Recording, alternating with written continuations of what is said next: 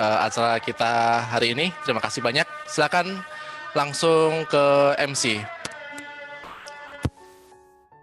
Ya, oke.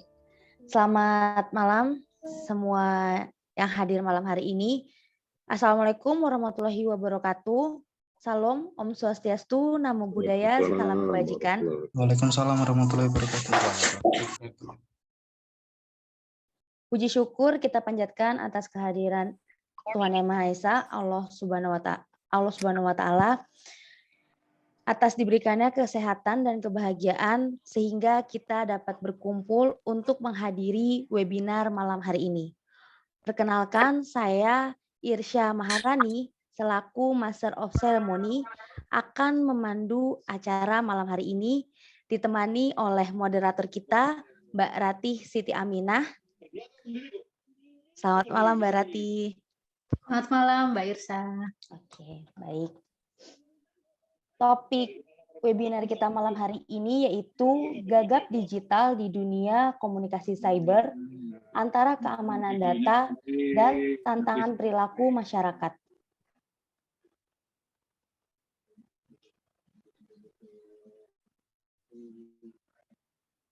Baik, sudah di-mute semuanya ya. Yang terhormat Bapak Dr. Andas Dadang Rahmat Hidayat, SOS, SH, MSI, selaku Ketua Umum Ikatan Sarjana Komunikasi Indonesia. Selamat malam, Pak Dadang. Malam, Mbak Irsya. Mbak Irsa, ya Mbak Irsa. Terima kasih Mbak Irsa. Sehat ya Pak ya? Alhamdulillah. Sehat. Alhamdulillah. Berarti bisa menyapa teman-teman untuk sesi sharing malam hari ini. Baik, Sobat ISKI, selamat malam kami ucapkan kepada pemateri kita malam hari ini ada Bapak Ardi Suteja. Selamat malam Bapak Ardi Suteja.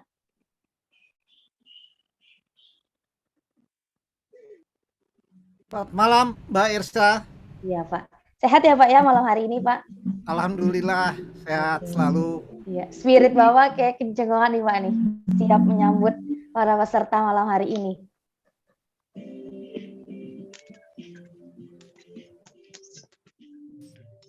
Baik, yang kedua ada Bapak Ruli Nasrullah. Selamat malam Bapak Ruli Nasrullah. Waalaikumsalam. Mbak panggilnya Kang Arul aja ya. Oh, Kang Arul, baik Kang Siap. Arul.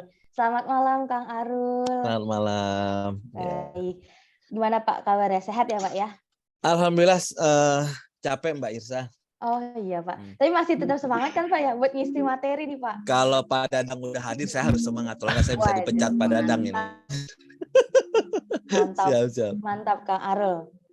Selanjutnya materi kita yang ketiga ada Bapak Gary Firmansyah. Selamat malam Bapak Gary Firmansyah.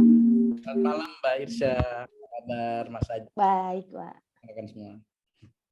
Bapak Gary apa kabar? Baik, alhamdulillah sehat. Alhamdulillah sehat. Siap ya Pak ya untuk membawa materi kita malam hari ini. Oke, suatu kehormatan kepada saya selaku Master Seremoni malam hari ini bisa ikut meramaikan acara webinar kita yang diselenggarakan oleh ISKI. Untuk itu, tanpa berlama-lama, acara ini akan dipandu oleh moderator kita yang sangat cantik. Selamat malam, Mbak Ratih. Selamat malam. Baik, Mbak Ratih siap ya Mbak ya? Ya, oke, Mbak Irsya. Ya, sebelum sesi sharing malam hari ini dimulai, untuk teman-teman peserta dimohon untuk menghidupkan kameranya terlebih dahulu, bisa?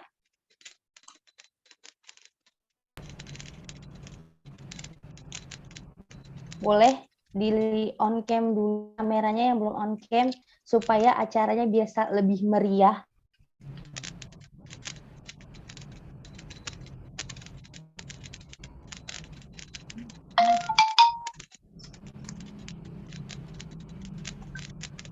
Oke. Lalu yang kedua, untuk para peserta diharap menggunakan virtual account yang telah di-share oleh panitia di grup WhatsApp. Virtual background. Sudah pada dapat virtual background semua kan ya?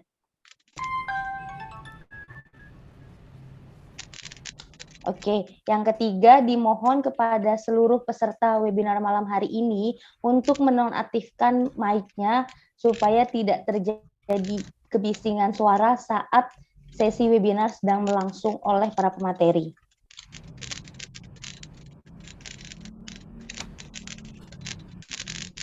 Lalu yang keempat, kepada para peserta diharap mengisi nama lengkap sesuai dengan form absensi yang nanti diberikan oleh panitia untuk mendapatkan e-sertifikat setelah sesi webinar berakhir.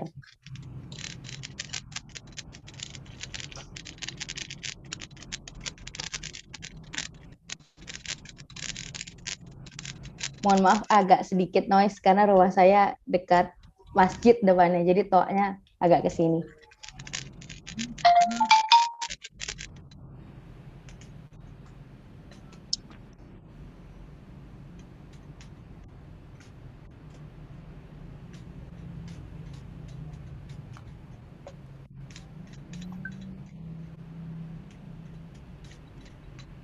Oke, yang terakhir kepada seluruh peserta diharapkan untuk mengikuti acara sampai berakhir karena nanti di akhir acara akan ada giveaway untuk para peserta yang aktif bertanya di kolom komentar dan menuliskan opini-opini terbaiknya selama sesi materi berlangsung.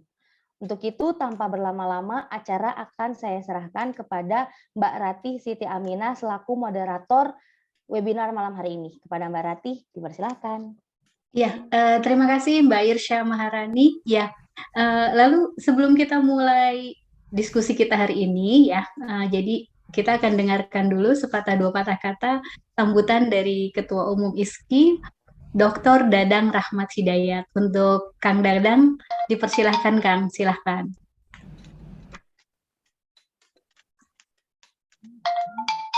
Baik, terima kasih Mbak Rati. Semuanya nih, selamat malam. Assalamualaikum warahmatullahi wabarakatuh. Waalaikumsalam. Semua. Salam komunikasi harmoni. Nah, itu salam khas orang komunikasi. Salam komunikasinya dijawab dengan harmoni. Tapi nggak apa-apa lah, nanti karena belum tahu ya. Yang saya hormati para pembicara. Ya, ini orang yang sudah saya kenal nih, Pak Ardi Suteja, walaupun baru sekali ketemu, tapi kayaknya kita asik dulu bicara ya Pak Ardi. Terima kasih Pak Ardi.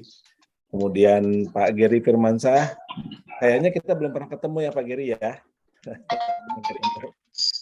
Ini pertemuan pertama, kemudian bukan yang terakhir. Kemudian sahabat saya yang tidak mau sebut Pak gitu ya, dan selalu sebutnya ingin Kang Ruli Nasrullah nih. Dan tentu teman-teman, sahabat-sahabat pengurus Ikatan Sarjana Komunikasi, baik dari pengurus pusat, ya, pengurus wilayah. Jadi ini para pembicara nih saya sampaikan bahwa saya lihat dari pesertanya ini ada pengurus pusat, ada pengurus wilayah se-Indonesia, kemudian bahkan ada juga yang dari luar negeri ini yang hadir ya. Jadi ISKI sendiri punya representasi di Eropa, di Amerika, di Australia, dan beberapa negara Asia. Gitu. Jadi sudah ada yang hadir ini ya. Dan tentu juga ada para mahasiswa dan peserta-peserta yang lainnya. Terima kasih sudah hadir semuanya. Kegiatan ISKI Talk ini digagas ini oleh teman-teman di pengurus pusat, Mas Jojo, Mas Wahyu Aji, dan teman-teman merupakan di kepengurusan sekarang ini adalah SKTP yang pertama, dan tema yang diambil adalah gagap digital di era komunikasi siber. Saya pikir ini materi yang sangat menarik ya, bukan hanya menarik tapi juga aktual begitu ya, dan akan selalu aktual. Apalagi kalau saya berpikir ini adalah tema-tema yang masa depan kita, jadi bukan masa lalu saja, masa lalu atau masa sekarang, tapi juga justru masa yang akan datang. Karena kita tahu bahwa perkembangan teknologi informasi dan komunikasi ini sudah menjadi penyebab dinamika aspek kehidupan manusia, termasuk proses relasi pribadi, kelompok, bahkan antar negara makin sangat kompleks. Terkait dengan digitalisasi ini juga tentu merupakan akselerator tersendiri lah begitu ya. Tapi kita juga tahu bahwa banyak insiden-insiden siber ya, insiden-insiden yang tampaknya perlu juga mendapatkan perhatian dari kita semua, termasuk misalnya yang ramai pencurian data pribadi di level tidak hanya di level institusi, tapi juga di level negara bahkan internasional gitu ya. Nah ini menjadi penting gitu ya. Kebocoran data yang di Indonesia sejak tahun 2020 barangkali ya sering kita dengar ya. Mulai dari apa tuh? Seingat saya dari masalah Tokopedia, ini benar atau tidaknya nanti Pak Ardi dan teman-teman lah yang ini ya yang menyampaikan. Yang saya dengar isunya Tokopedia, Bineka, apalagi dulu ya, KPU, data COVID-19, Peduli Lindungi, yang BPJS kemarin ramai, dan sekarang tuh juga yang muncul ya cukup menarik juga. Nah, saya pikir ini mudah-mudahan dari para pembicara ini bisa menyampaikan nanti walaupun waktunya sangat sempit. Tapi juga setahu saya juga ada tuh ya beberapa informasi kebocoran yang apa ya, jangan-jangan itu lebih kepada hoax gitu ya. Tidak selalu isu kebocoran itu adalah isu-isu yang benar begitu ya. Tidak selalu begitu ya. Nah, tentu juga kita tahu juga bahwa misalnya ya keamanan siber. Saya pernah lihat itu mungkin kayak Zoom seperti sekarang pun ya Pak Ardi ya, ini sangat mungkin juga ya ada hacking gitu ya.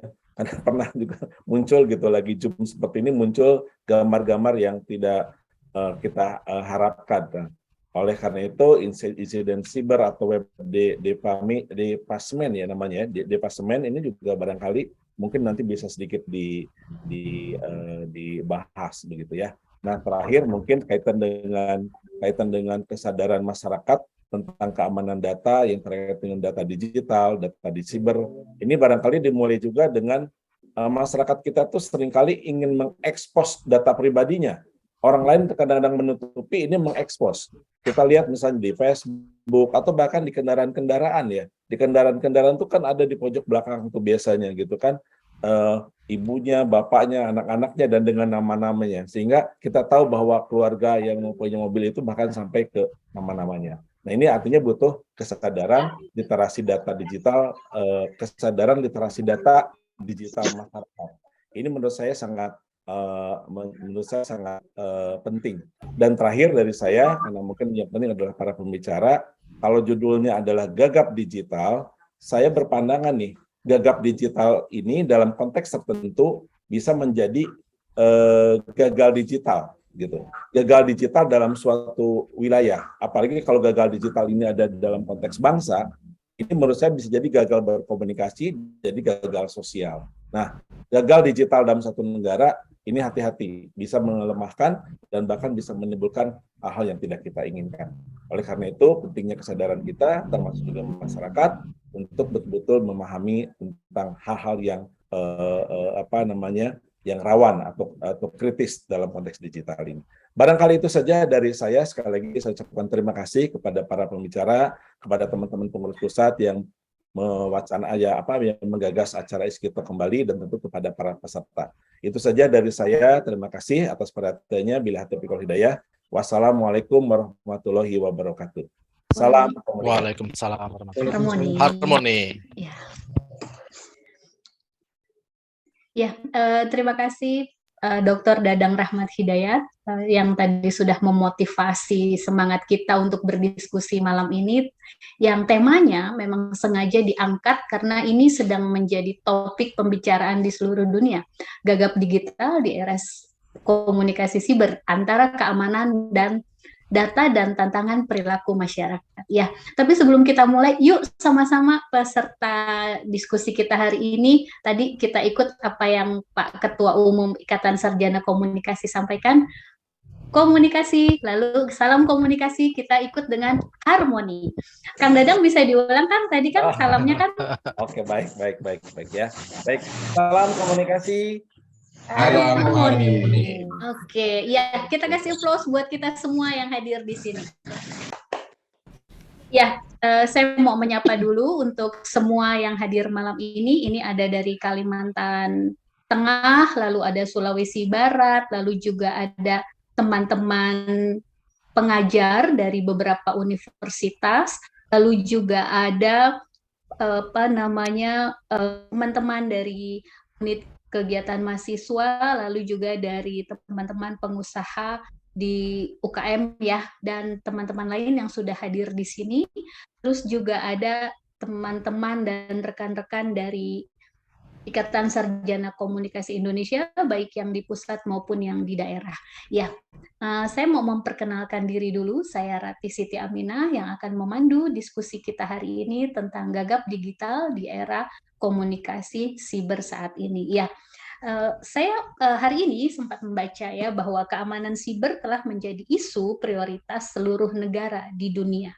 Ya, semenjak masuknya teknologi informasi dan komunikasi yang dimanfaatkan oleh masyarakat di seluruh dunia untuk berbagai aspek kehidupan, mulai dari aspek sosial, ekonomi, hukum, organisasi, kesehatan, pendidikan, budaya, pemerintahan, dan yang lainnya, ternyata itu menimbulkan kejahatan baru.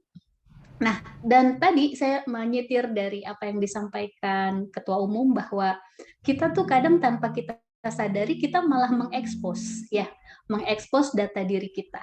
Tadi diberikan informasi kalau ada mobil lalu di belakangnya ada gambar, ada ayah, ibu, lalu anak dan dituliskan namanya. Itu salah satu saja. Yang lainnya masih ada. Nah, semua yang hadir di sini kita yuk kita diskusi bareng tentang itu.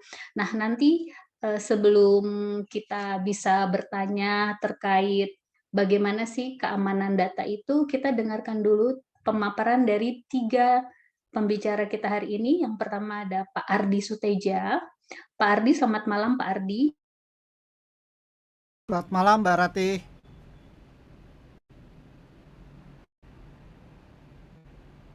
Berarti mute.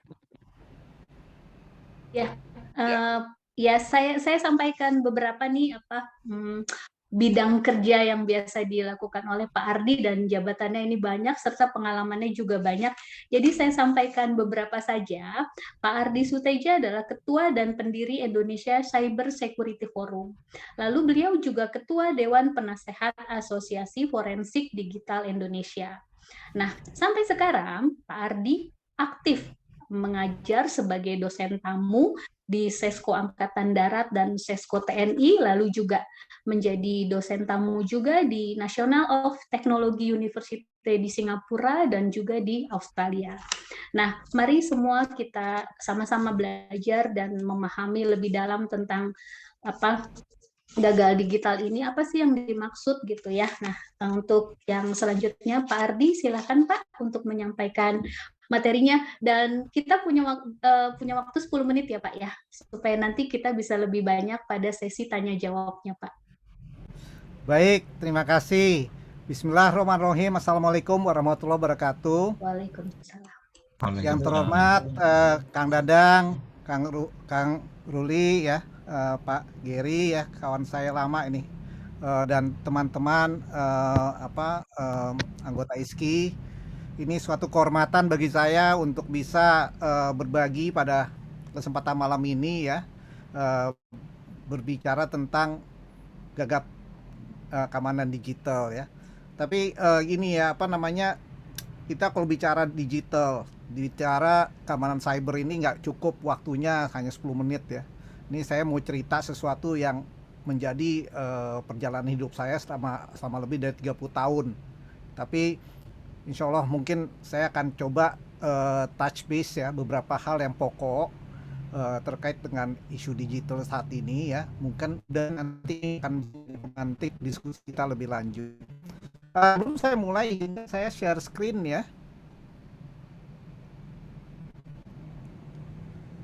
Di disable ya. Bisa share screen? Ya. Dibantu. Silakan Bapak. Silakan Pak Ardi. Dimatikan ya share screen-nya ya? Tidak Bapak.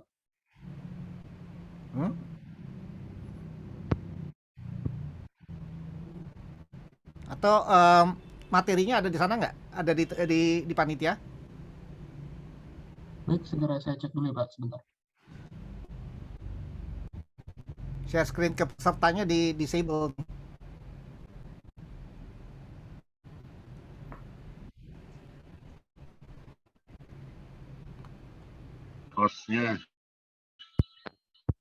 Hostnya dibuka dulu itu. Sudah dibuka, Pak. Sudah bisa linknya. Ya, bisa coba lagi Pak Ardi. Masih belum bisa di tempat saya. Ya, mungkin boleh tolong di buka ya. Atau pindahkan host ke Pak Ardi dulu, nanti setelah selesai Pak Ardi balikkan lagi. Oke, sudah, Pak. Sudah bisa, Pak. Sudah dijadikan host. Silakan Pak Ardi. Oke,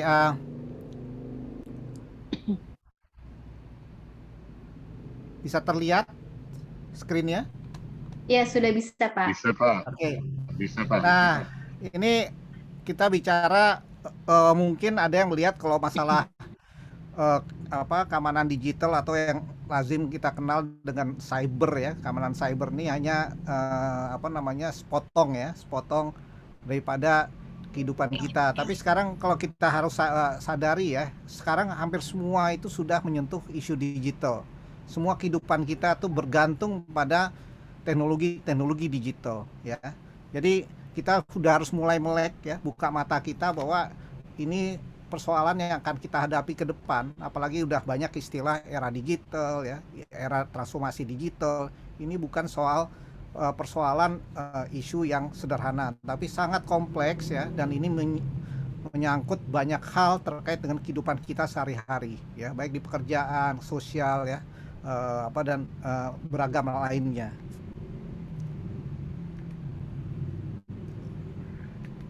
Nah, tadi udah disampaikan latar belakang saya tidak akan bahas terlalu dalam ya, sangat panjang, tapi boleh dilihat. By the way, ini materinya nanti boleh saya share ya melalui panitia. Nah, kenapa saya memilih judul Gagap Keamanan Digital sebagai ancaman terhadap bangsa? Banyak yang tidak menyadari apa yang tadi saya sampaikan, sekarang digital itu sudah menyangkut segala lini kehidupan kita ya. Di Amerika itu dulu waktu peristiwa 9/11 itu ada muncul pasca itu namanya Undang-Undang Patriot. Itu mencakup Undang-Undang Patriot itu sekarang itu masih diberlakukan ya. Dan yang kita tidak sadari bahwa Undang Patriot itu ternyata adalah sesuatu konsep terkait dengan keamanan nasional yang menyeluruh ya, yang dibuat pada saat pasca setelah peristiwa 9/11. Dan itu mencakup semua. Jadi yang dianggap sebagai suatu ancaman terhadap keamanan nasional itu meliputi hal-hal yang terkait dengan masalah ekonomi ya, kesehatan ya, keselamatan, dan atau kombinasi dari semuanya itu. Jadi kita juga harus merenung sedikit ya, apakah iya sekarang digital sudah menyangkut semua yang tadi saya sebutkan.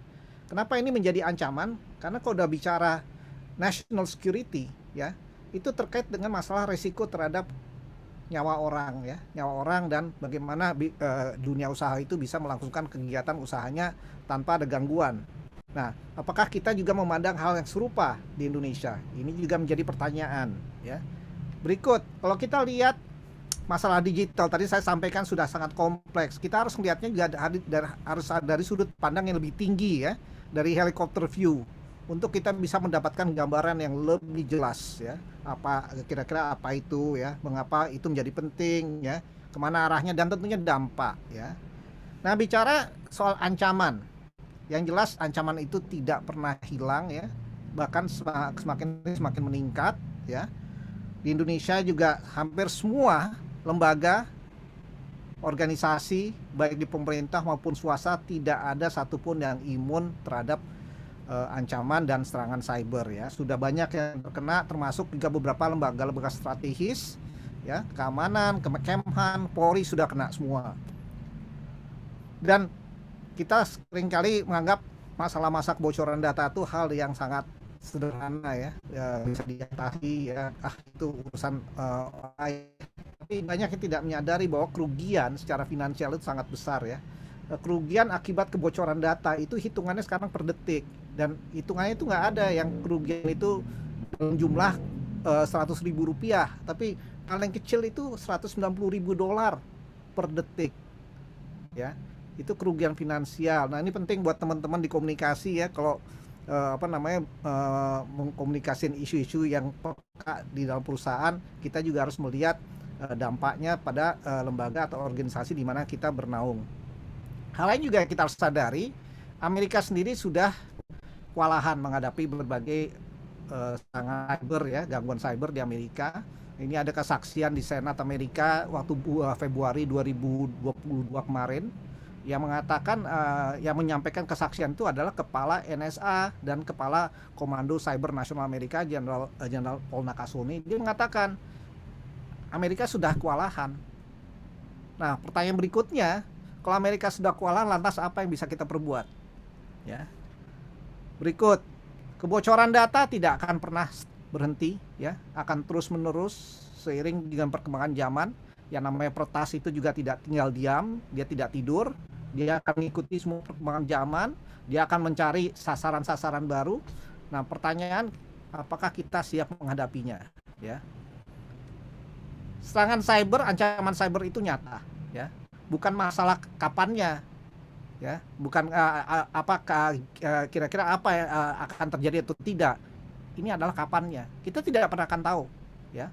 Sekarang ini kebanyakan bila kita berhadapan dengan isu serangan cyber itu karena sudah terungkap di media. Padahal serangan itu sendiri belum tentu terjadi pada saat itu. Sudah terjadi mungkin jauh hari sebelum peristiwa itu terbongkar, ya. Terus juga kalau kita lihat yang namanya perang cyber, ya, perang cyber itu mencakup 3 hal, ya. Ada kita perlu kalau bicara cyber itu perlu adanya hardware, perlu adanya perangkat lunak, data, dan ini yang paling penting. Ini kenapa saya kasih tanda tanya kognitif.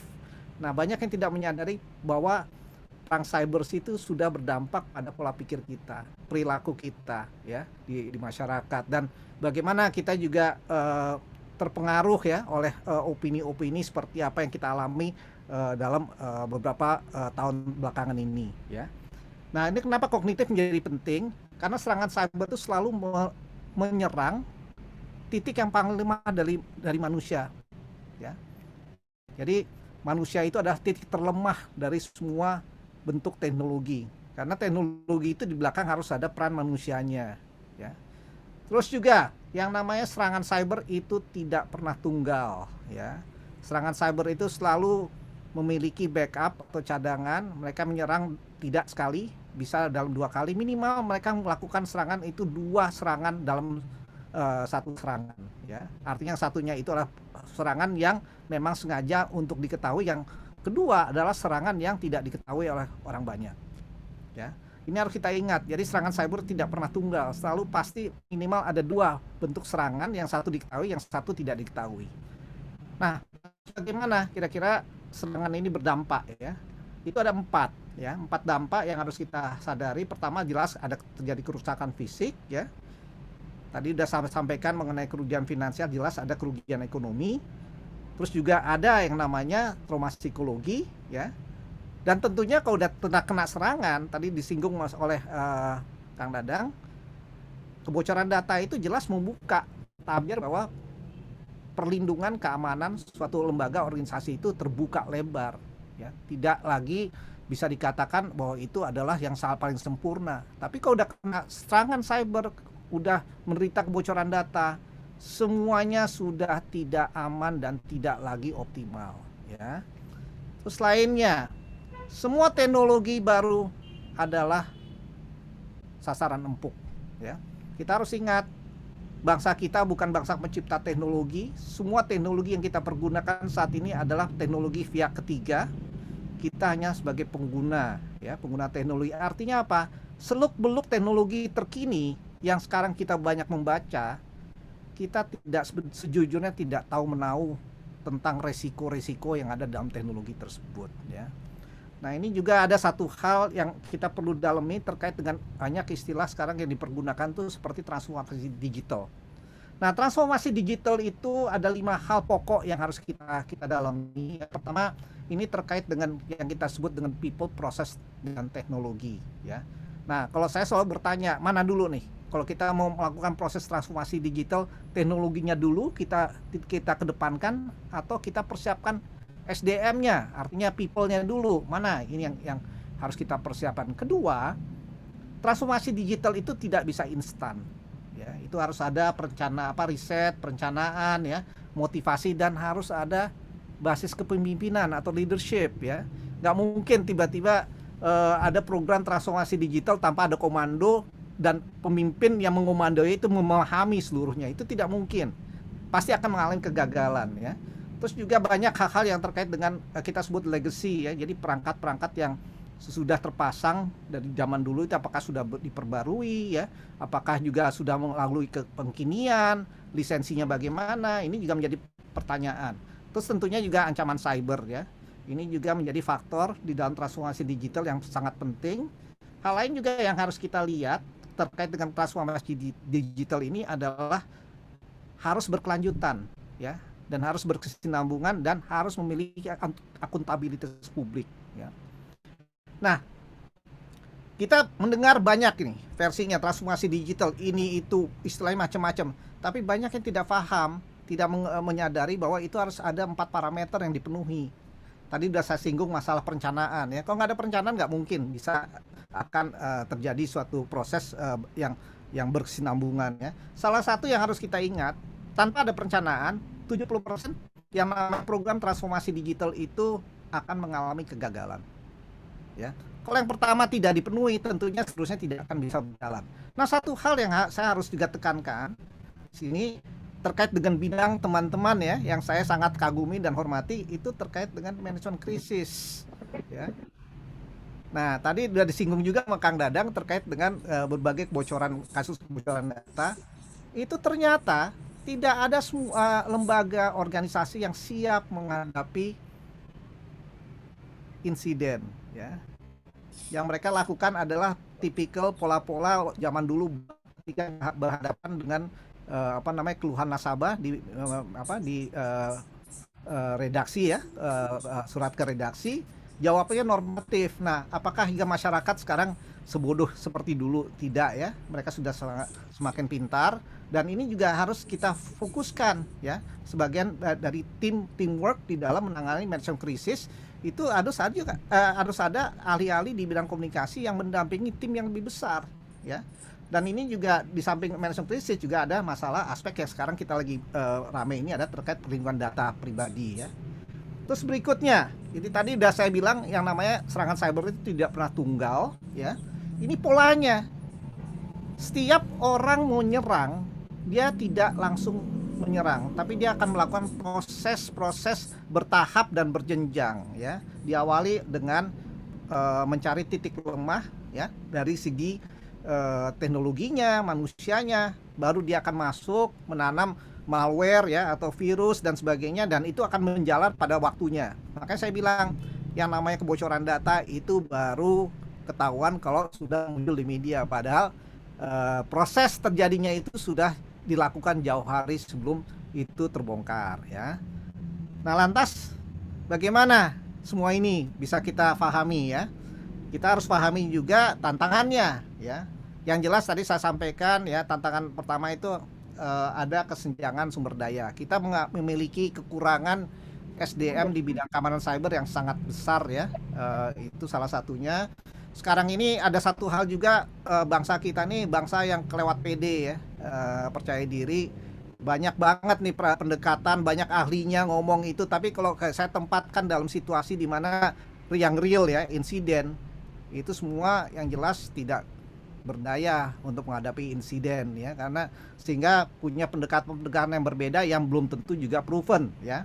Nah, itu kembali lagi pada akhirnya berimbas pada masalah akuntabilitas. Dan yang terakhir juga masalah anggaran. Saya selalu katakan, kalau tidak punya anggaran jangan ngomong transformasi digital. Artinya apa? Tidak bisa lagi berlanjut. Karena transformasi digital itu memerlukan anggaran, baik itu untuk pengadaan ya, teknologi, maupun juga untuk pelatihan SDM. Dan pelatihan SDM di era digital ini tidak murah ya.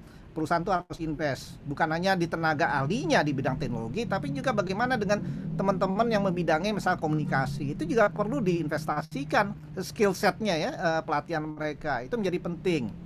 Hal lain juga yang kita harus sadari, kita tidak pernah membangun apa yang disebut dengan budaya digital ya.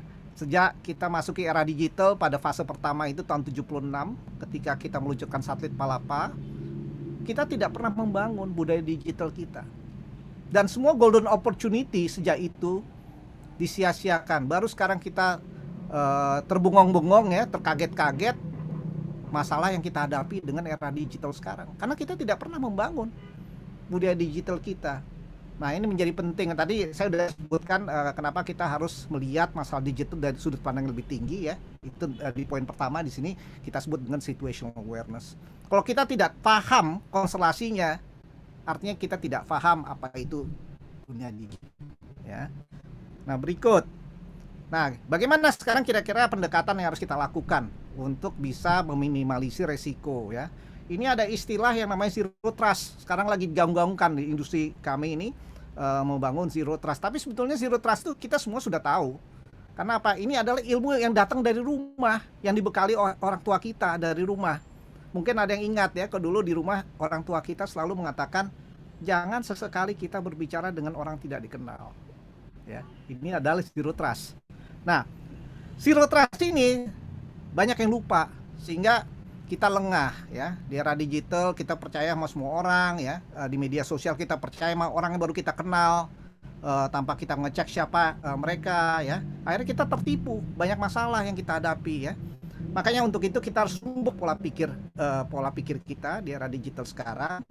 Mana misalnya kalau dulu kita berpikir kita membangun pagar untuk mencegah maling masuk ke dalam rumah kita ya.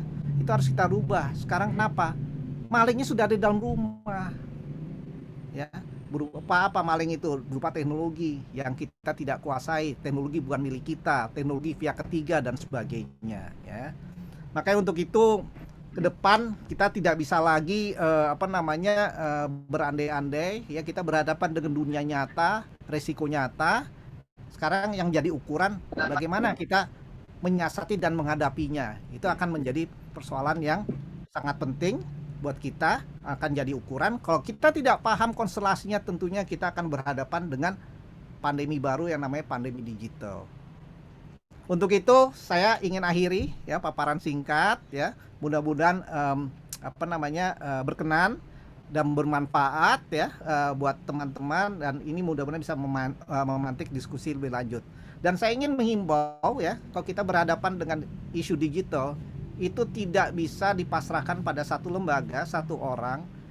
Makanya tadi ditanyakan oleh Mbak Ratih mengenai tagline kita, cyber security adalah everyone's business, dan ini harus menjadi tanggung jawab bersama kita untuk menghadapi bagaimana mencari penyelesaian yang isu-isu yang kita hadapi. Demikian saya ingin tutup paparan singkat ini, mudah-mudahan bisa dipahami. Ya, terima kasih Pak Ardi, materinya menarik. Dan Assalamualaikum warahmatullahi wabarakatuh. Waalaikumsalam warahmatullahi wabarakatuh. Iya, saya yakin banyak teman-teman dan audiens yang hadir di sini yang udah siap dengan pertanyaannya, tapi ditahan dulu ya, karena kita masih punya 2 pembicara lagi. Yang berikutnya adalah Pak Gary Firmansyah. Beliau adalah doktor bidang ilmu komputer lulusan dari Universitas Indonesia, dan Pak Gary S1-nya itu di Informatika Institut Teknologi Bandung, lalu S2 di Magister Informasi Teknologi di Universitas Indonesia, lalu S3-nya diselesaikan sama dengan saat menyelesaikan S2-nya di Universitas Indonesia. Nah, saat ini Pak Gary adalah Eksekutif Direktur Indonesia National ICT Council. Lalu juga Pak Gary adalah CEO PT Multi Solusi Global.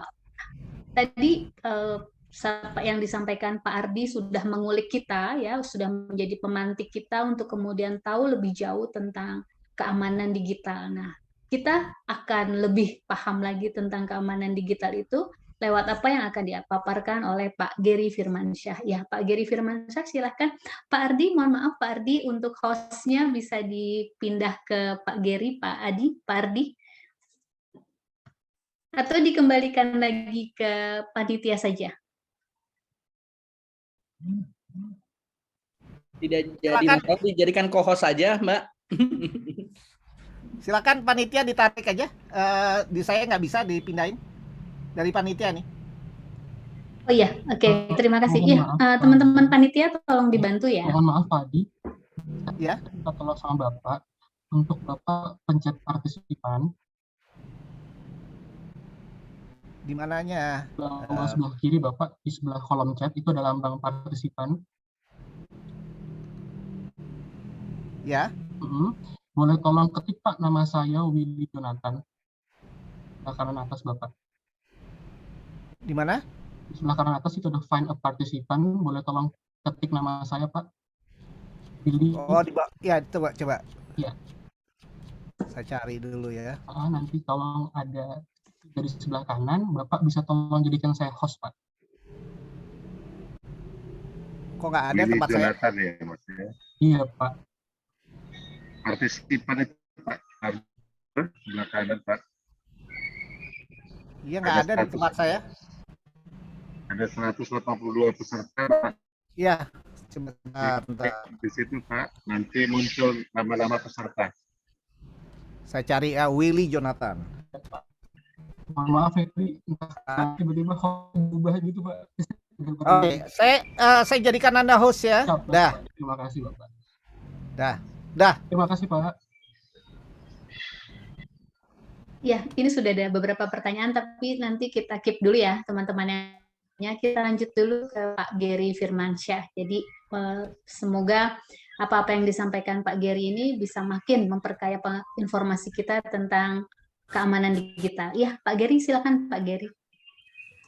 Baik, terima kasih Mbak Rati atas kesempatannya. Pak Ardi, apa kabar? Sahabat saya nih dari tahun kapan ya? Kita sering berkoordinasi. Juga Pak Dadang, salam kenal Pak Dadang. Rupanya ini pertemuan pertama, tapi saya sebetulnya mahasiswa Vkom Unpad, jurusan jurnalistik angkatan 86. Jadi kayaknya mungkin agak beda generasi barangkali ya. Iya. Ya Kang, saya 86 tapi 3 semester karena pindah ke Poltek. Oh, sebentar. Angkatan 86 jurnalistik. Ya. Sama dong, saya jurnalistik 86. Ya Allah, ya Robby. Ya. Kan? Oh, tapi 3 semester aja ya? 3 semester aja, terus langsung pindah. Aduh, nggak betah kayaknya di tempat saya. Ya ngambil komputer. Ambil komputer ya. Karena Ya. kalau terus selesai di kami, jadi dekan nanti di Vkom nih Pak. Gitu. Ya lanjut. Oke, tidak ada masalah Kang ya, Alhamdulillah. Siap. Ya baik, terima kasih Mbak Ratih, biar saya share materinya karena Kang Haji minta saya sedikit share saja. Tadi sebetulnya kalau terkait dengan cyber security udah tuntas tuh sama Pak Ardi gitu ya. Nah, sekarang saya coba dari side lain akan mengenai gagap digital di era komunikasi cyber antara keamanan data dan tantangan perilaku masyarakat. Kalau kita lihat dari kata gagap digital sebetulnya hasil penelitian PUBG rupanya kita nggak gagap digital. Kenapa? Karena tingkat penetrasi internet saja sudah luar biasa dari 210 juta penduduk Indonesia dari 272 penduduk Indonesia, 210 penduduk saja sudah penetrasi internet. Tapi kalau kita lihat internet kan digunakan untuk apa? Ya tadi di sini kita lihat di min score-nya ada penilaian 3,35, juga top to box-nya hampir 98%. Jadi memang digunakan untuk sosial media rupanya gitu ya. Kita hobi sekali untuk jadi sebagai manusia sosial atau manusia yang berinteraksi, kita memanfaatkan internet untuk melakukan komunikasi di media sosial tadi. Kalau kita lihat siapa yang tidak kenal ini, barangkali Bapak Ibu semua yang hadir di sini setiap malam dapat paket data untuk lihat TikTok. Kemudian yang jadi pertanyaan saya adalah, pernah nggak kita lihat ini? Kalau pada saat kita install TikTok itu, pernah nggak lihat permission di sini? Di sini ada permissionnya seperti apa, kemudian kalau kita lihat juga privacy policy-nya seperti apa. Dan ini yang menyebabkan kadang kita dianggap sebagai gagap membaca, karena kita tidak pernah hobi untuk membaca dengan detail, misalnya permission-nya kita baca, ataupun privacy policy-nya seperti apa. Jadi kadang nih rekan-rekan komunikasi ini bikin headline dengan konten kadang beda. Waktu dulu di kuliah, di kelas, anjing menggigit itu lebih menarik daripada kontennya, misalnya seperti itu. Jadi judulnya, headline-nya menarik, padahal di bawah mungkin konteksnya lain. Kalau kita lihat di view ya, misalnya permission atau privacy policy diklik, nanti akan sebanyak ini nih, ada 48 halaman. Mudah-mudahan rekan-rekan semua sudah pernah baca privacy policy ini. Jadi kalau kita lihat kadang misalnya ada privacy di mana kita penyedia konten boleh mengambil data kita, membagi data kita dan segala macamnya seperti itu. Yang kadang kita luput. Juga sampai di Netflix ada keluar film namanya Terms and Conditions May Apply. Di sini mudah-mudahan habis pertemuan ini rekan-rekan bisa baca ataupun nonton film ini. Ini sangat clear, film ini mencerahkan. Jadi kalau kita nonton ini, kita bisa tahu betapa riskannya kita gitu kan. Bahkan ada sebuah aplikasi di film ini diceritakan. Kalau kita install itu, maka jiwa kita diambil oleh penyedia aplikasi. Dia sampai bikin terms and conditions seperti itu dan tidak ada seorang pun yang membaca hal tersebut. Jadi di sini bahkan dituliskan di ilustrasi film ini ada orang yang nge-tweet ke Twitter, di Twitter dia nulis mengenai kalau tidak salah orang Paris gitu ya. Kemudian goals-nya itu ayo kita hura-hura.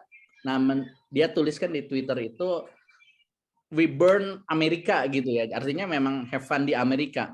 Karena di Twitter dia menulis itu, akhirnya tim SWAT datang ataupun ada yang nge-ban bahwa dia tidak boleh masuk ke Amerika. Jadi sangat luar biasa ternyata sosial media. Jadi kalau kita kembali ke judul, gagap, kalau kita judul tadi ya maaf, kita balik lagi. Gagap digital era komunikasi ternyata enggak. Ternyata memang tantangannya ada di perilaku masyarakat sehingga itu menjadikan lubang di keamanan data tadi. Nah, kalau kita lanjutkan lagi, pertanyaan berikutnya buat rekan-rekan yang ada di sini, berapa akun yang dimiliki? Gmail. Gitu ya. Itu bisa ada yang 1, ada yang 2, ada yang 10 dan segala macam seperti itu. Kenapa itu menjadi isu? Karena ternyata alhamdulillah Gmail itu sangat membaca apa yang kita lakukan.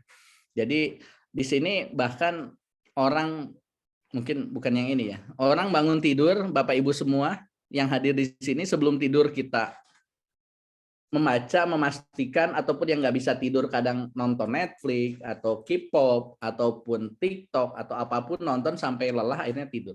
Itu perilaku kita. Dan bangun tidur langsung buka smartphone. Alhamdulillah ada beberapa grup yang kirim tahajud apa dan segala macam. Artinya orang betul-betul memanfaatkan smartphone itu untuk sharing, tapi akhirnya kadar ibadahnya jadi berkurang. Ini bukan masalah ukuran ibadah dan enggaknya, tetapi bagaimana perangkat itu sudah menjadi bagian hidup kita.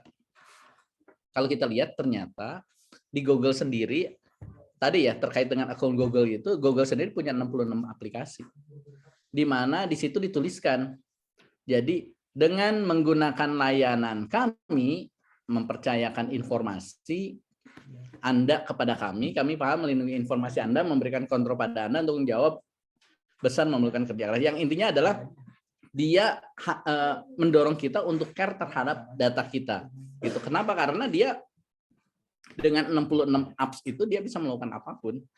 Sederhananya gini. Apa yang Google simpan? Gitu kan. Kalau kita lihat, coba silakan rekan-rekan klik myactivity.google.com, di situ bisa terlihat tuh di item view-nya ada nih, kalau saya Instagramnya jam 8.30 sudah lihat Instagram. Kemudian di jam berikutnya lagi sebelumnya jam 8.02 searching. Kemudian di sini dan segala macam. Jam 4 bahkan setelah sholat subuh sudah membuka WhatsApp. Artinya apa? Google sangat tahu sekali apa yang dilakukan oleh saya, sehingga tanpa sadar tadi culture kita itu bisa mudah dibaca oleh industri sistem, atau kita sebut sebagai OTT, over the top gitu ya. Nah, dengan perilaku ini bahkan jadi kalau rekan-rekan bisa saja selain item view, klik aja other Google Activity seperti ini. Nanti bisa dilihat Google ternyata baca aplikasi ataupun searching. Saya sih Gary searching apa saja sih di Google. Bahkan Google memungkinkan merekam your voice and audio recording. Jadi kalau malam Jumat ini Pak Dadang lagi ngaji ya, insya Allah kerekam gitu. Kenapa? Karena Google itu selalu menunggu, halo Google, langsung Google akan melakukan aktivitas. Kalau enggak ya berarti Google lagi stay. Jadi buat yang ngaji alhamdulillah, tapi kalau yang lagi ikut seminar terekam juga, yang lagi di diskotik juga terekam juga. Juga YouTube history. Nah, buat bapak-bapak nih yang YouTube historinya searching yang apapun bisa kelihatan, ternyata Google bisa membaca apa yang kita cari. Bahkan location historinya pun juga demikian. Nih, misalnya gini, YouTube history diklik, oh ternyata nih yang ditonton apa sih? Oh, ini ada Nonton Tulus, ada Judika, ada Arman dan segala. Bahkan saya nih kelihatan nih Gary searching jam 2 Arman lagunya pelan-pelan saja. Kemudian nonton Noah dan segala macam. Jadi yang punya aplikasi sangat tahu, oh saya misalnya senang musik, senang lagu yang mana dan segala macam seperti itu. Kemudian ini ada juga location history gitu kan. Kalau kita klik, oh ada location history, ya udah kita klik lagi. Oh ternyata kalau kita mundurkan di sini ternyata ada timeline. Nih titik-titik yang saya udah kemana saja sih misalnya, gitu kan, dari Asia sampai Amerika, gitu kan. Kalau kita klik misalnya, oh ternyata saya ke Seattle itu ke Puget Vista, kemudian jalan kaki 190 meter, kemudian kemana dan segala macamnya. Ini saya kadang Google lebih pintar ataupun lebih tahu daripada kita, ataupun bahkan istri saya cuma tahu bahwa saya lagi di Seattle seperti itu. Nah, yang lebih menarik lagi ternyata smartphone itu seperti slot mesin. Jadi sangat edik. Jadi begitu kita sudah pegang itu tuh kayaknya berat sekali untuk melepaskannya. Ini pertanyaan buat rekan-rekan yang hadir di sini. Saya sering tanya kalau kita workshop tatap muka itu, mode getar apa? Mode notice-nya apa? Sound, vibrate, atau silent. Kenapa? Misalnya kita sedang diskusi seperti ini. Kemudian tanpa tiba-tiba handphone kita bergetar ataupun notice. Secara tidak langsung, apa yang sedang saya bicarakan itu biasanya terdistrak kemudian kita baca. Kalaupun tidak kita angkat, kita tahu, itu kira-kira siapa ya? Jadi fokus kita bisa berubah pada saat itu. Oleh karena itu, smartphone ataupun internet atau perangkat IT ini memang sangat mendistrak. Jadi perilaku culture kita akan terdistrak oleh teknologi. Nah ini nanti kaitannya ke hal lainnya. Jadi ini contohnya mudah-mudahan Bapak Ibu semua pernah nonton film ini, namanya Focus. Di situ bagaimana propaganda dilakukan. Jadi ceritanya ada seorang gambler yang akan ngejar target, kemudian dia ciptakan di semua aspek itu angka 55. Akhirnya mereka bertaruh.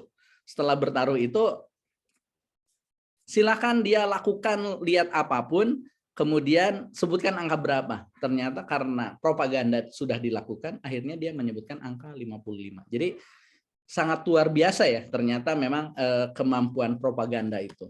Oleh karena itu kita lihat juga di film ini tentang Great Hack, bagaimana Facebook melakukan mining dari tadi ya, Facebook, Google melakukan mining dengan apa yang kita lakukan, dan itu yang dia lakukan untuk melakukan propaganda. Jadi di sini sebutkan ini kuliah saya di Unpad, komunikasi massa gitu kan. Ternyata memang komunikasi massa pada saat itu susah, sehingga ada banyak tim gitu ya untuk bagaimana bisa membantu menyampaikan informasi pemerintah ke masyarakat. Tapi kalau Facebook itu dengan sangat mudah karena udah tahu perilaku masing-masing, sehingga propaganda bisa dilakukan secara personal. Ini hasil Cambridge Analytica. Jadi pada saat kita akan melakukan propaganda, kita kan berarti harus mengetahui psikografis, emosi dan segala macamnya. Setelah di cluster berarti mereka bisa sangat mudah untuk melakukan propaganda tadi. Jadi tadi kita balik. Dengan adanya perilaku kita tanpa mampu membaca, tidak mampu membaca apa yang baik dan buruk, ataupun tadi term of reference, ya dengan sangat mudah aplikasi itu bisa menggali apapun, baik foto kita, kesukaan kita dan segala macam. Akhirnya karena preferensi kita sudah terbentuk, personalisasi, aplikasi bisa sangat mudah mempropaganda apapun. Alhamdulillah saat ini propagandanya berupa commerce, sehingga kita sangat mudah di-drive untuk tiba-tiba saya beli headset, saya beli setrikaan, saya beli apapun. Kenapa? Karena mereka sangat tahu saya membutuhkan barang itu. Bisa dibayangkan kalau propagandanya dilakukan untuk hal lain, ya tentu mereka sangat powerful karena mereka sangat tahu tentang preferensi kita. Ini sederhananya, ini Tinder. Mudah-mudahan Bapak Ibu semua pernah install. Tujuannya apa ya? Tujuannya untuk mengetahui seberapa mengerikannya aplikasi ini, karena aplikasi ini luar biasa simple. Kita hanya mencatatkan profil kita, kemudian kita akan disuruh pilih 2 objek. Kalau laki-laki misalnya ditampilkan foto wanita, cuma disuruh pilih preferensinya lebih cantik kiri atau kanan. Nanti tinggal swipe kiri kanan, kiri kanan. Lama-lama dia akhirnya tahu, oh saya misalnya suka yang rambutnya panjang, mukanya putih, kemudian bentuknya oval dan segala macamnya seperti itu. Akhirnya dari algoritma tadi dicarikanlah orang-orang dan kualifikasi itu, kemudian direkomendasi untuk kita berteman. Gitu ya. Jadi dia sangat membaca apa yang preferensi kita dan itu menjadi rekomendasi. Kemudian ini Mas Geri, sorry, aku potong Mas 2 menit lagi ya Mas ya. Oke. Ini slide-nya slide terakhir. Oke, ini satu lagi bagaimana AI mendefinisikan cantik. Jadi Bapak Ibu semua senang IG, upload, begitu upload, aduh kegemukan, digeserin, diedit dan segala macamnya seperti itu. Memang iya, kita memang edit itu seperti itu, diupload dengan tujuannya adalah like. Ternyata hasil penelitian kita, like itu adalah endorfin. Jadi maknanya adalah kalau kita tidak like, itu tuh membuat kita depresi. Jadi hati-hati pengguna sosial media, ternyata jumlah like itu membuat kita bahagia kalau banyak, kalau berkurang itu akan membuat depresi. Dan ini salah satunya 10-year challenge versi IG itu banyak sekali orang yang, atau versi Facebook IG, orang mencoba mengupload 10 tahun ke depan ataupun 10 tahun ke belakang seperti apa. Ternyata itu digunakan oleh hackers. Gitu. Hackers could take over your computer through Facebook 10-year challenge. Jadi hati-hati, silakan, banyak sekali aplikasi yang memudahkan, misalnya siapa nama kamu, siapa nama anjing kamu dan segala macam. Terkadang itu menjadi password. Nah, terakhir adalah ternyata hasil filter tadi menyebabkan ada yang namanya selfie dysmorphia. Selfie dysmorphia itu adalah orang yang sering menggunakan filter, orang akhirnya perlu ke dokter bedah untuk membuat dia sesuai dengan filternya. Kenapa? Karena setelah dia ubah mukanya itu, dia mendapatkan like yang banyak. Jadi tadi ini hal-hal culture yang menyebabkan perilaku masyarakat terjebak di internet tanpa sadar pun juga sharing semua informasi. Mudah-mudahan itu saja dari saya. Terima kasih. Mudah-mudahan ini sedikit membuka wawasan kenapa perilaku kita di internet itu sangat terbuka, karena memang kesukaan kita di internet itu mempublikasikan apapun. Itu saja dari saya. Terima kasih. Assalamualaikum warahmatullahi wabarakatuh. Waalaikumsalam warahmatullahi wabarakatuh. Iya, Mas Geri, terima kasih. Iya, kita lanjut ke pemateri kita yang ketiga, Dr. Ruli Nasrullah.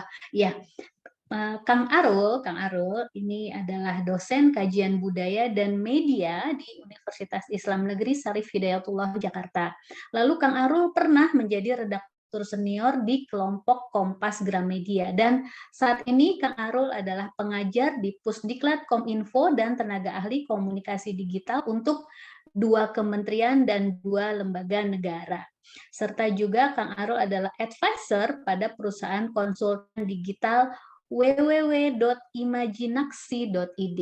Ya, Kang Arul silakan Kang, kita punya waktu 10 menit ya Kang ya. Terima kasih. Oke, suara saya dengaran, Mbak? Ya, kedengaran Kang, tapi agak keras sedikit lagi. Oh, agak keras ya? Ya. Oh ya. Kalau nggak pakai filter suara saya nggak keras ini. Mas Giri. Oke, Mas Ardi, Mas Giri, terima kasih semuanya. Saya paling 5 menit aja karena Mas Wahyu bilang nanti kita akan ada door prize buat yang nanya, katanya akan mendapatkan AC 2 PK sebanyak 4, kemudian iPhone 2 seri ke-20 sebanyak 10 buah gitu. Nanti mintanya ke Mas Wahyu Aji ya. Saya langsung Bapak Ibu saya izinkan saya share. Saya lebih pada perspektif perilaku khalayak digital. Saya ingin mengatakan bahwa merujuk pada undang-undang yang tanggal 6 ya, tanggal 6 Desember tahun 2019 yang belum disahkan. Jadi kita tidak akan berdiskusi fokus di sini, tapi minimal kita punya rujukan bahwa yang disebut sebagai data itu terdiri dari dua. Pertama yang bersifat umum, yang kedua adalah data yang bersifat spesifik gitu. Nah, terkait dengan hal itu saya ingin mengatakan bahwa determinasi teknologi yang masuk gitu kan, kemudian juga adanya khalayak, akhirnya entitas yang ada di dunia mau offline maupun online segala macam itu ditentukan oleh itu tadi, tidak hanya teknologinya yang memberikan apa yang dimiliki dan disukai, seperti tadi Mas Gary mengatakan bahwa apa yang kita like, iklan yang kita lihat, konten yang kita lihat itu menjadi preferensi algoritma untuk menghadirkan apa yang dimiliki dan disukai oleh khalayak. Begitu juga sebaliknya gitu loh. Masa sih kita nggak akan percaya seandainya Pak Dadang nge-share sesuatu ke saya gitu loh. Nggak mungkin lah Pak Dadang itu nge-share yang bohong-bohong gitu kan, karena itu tadi ada preferensi kita punya kenyamanan, zona kenyamanan teman gitu loh. Makanya faktor-faktor seperti logika waktu cepat dalam dunia internet itu akan menjadi persoalan serius gitu. Nah, terkait dengan banyak hal ya, terkait dengan banyak hal data pribadi dengan segala macam, saya sih ingin mengatakan bahwa dunia ini memang sedang tidak baik-baik saja gitu kan. Karena persoalannya dalam perspektif produk gitu kan, nanti Mas Gary atau Mas Ardi bisa lebih menekankan ini bahwa kita itu sebenarnya sudah tidak punya kerahasiaan sekali gitu. Sangat tidak kerahasiaan sekali. Sejak pertama kali kita beli handphone, itu kerahasiaan kita sudah hilang. Jadi saya ingin mengatakan bahwa kalau seandainya orang mengatakan, oh kita punya rahasia, kita bisa begini, kita literasi digital tinggi. Tapi saya ingin mengatakan, sejak pertama kali kita beli handphone, kita tidak punya rahasia. Kenapa? Karena perusahaan handphone sendiri itu secara teknologi itu punya backdoor namanya, pintu belakang, dia itu bisa langsung masuk gitu loh, tanpa diketahui oleh banyak orang. Gitu kan. Jadi kita jalan berapa langkah, denyut jantungnya berapa, segala macam. Kita dengan bangga bikin start Facebook, oh gue udah lari nih 3 km dengan segala macam, petanya ditunjukin, lewat ini, mampirnya di mana, itu sebenarnya data yang memang sudah disuplai oleh itu. Belum lagi kalau seandainya hampir saya mungkin ini tidak ada yang pasti ya, karena itu saya belum meneliti, tapi rata-rata semua orang yang punya handphone baru itu menginstal minimal 30 aplikasi. Dan ketika menginstal aplikasi itu tidak pernah membaca disclaimer dan izinnya. Karena yang dilakukan pertama kali oleh aplikasi itu adalah meminta izin. Coba Bapak Ibu install apa saja, yang pertama kali yang dilakukan adalah akses terhadap dokumen. Akses loh. Yang kedua adalah izin merekam. Bayangin, izinnya itu merekam foto, merekam video gitu kan, kemudian mengelola. Artinya kalau seandainya pun kita mengizinkan itu, maka secara algoritma kita sudah membenarkan pihak aplikasi untuk mengambil video. Jadi saya ingin mengatakan kita sudah tidak memiliki sebenarnya kerahasiaan yang apa sih yang mau kita rahasiakan gitu kan. Bahkan saya ingin mengatakan seringkali ketika keliling mengajarkan literasi digital, Bapak Ibu, kalau seandainya dalam kondisi apapun kita tidak diperkenankan untuk merekam adegan pribadi gitu kan.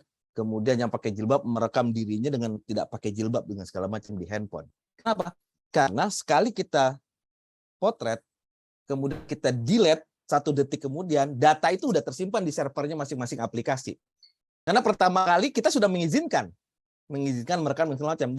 Dan meskipun seandainya Mbak Rati nih beli iPhone seri 22 ya dengan harganya 30 jutaan gitu kan.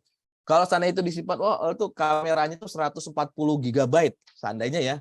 Tapi di dalam dunia internet itu hanya hitungan byte dengan bytes gitu kan, bit dengan bytes gitu loh.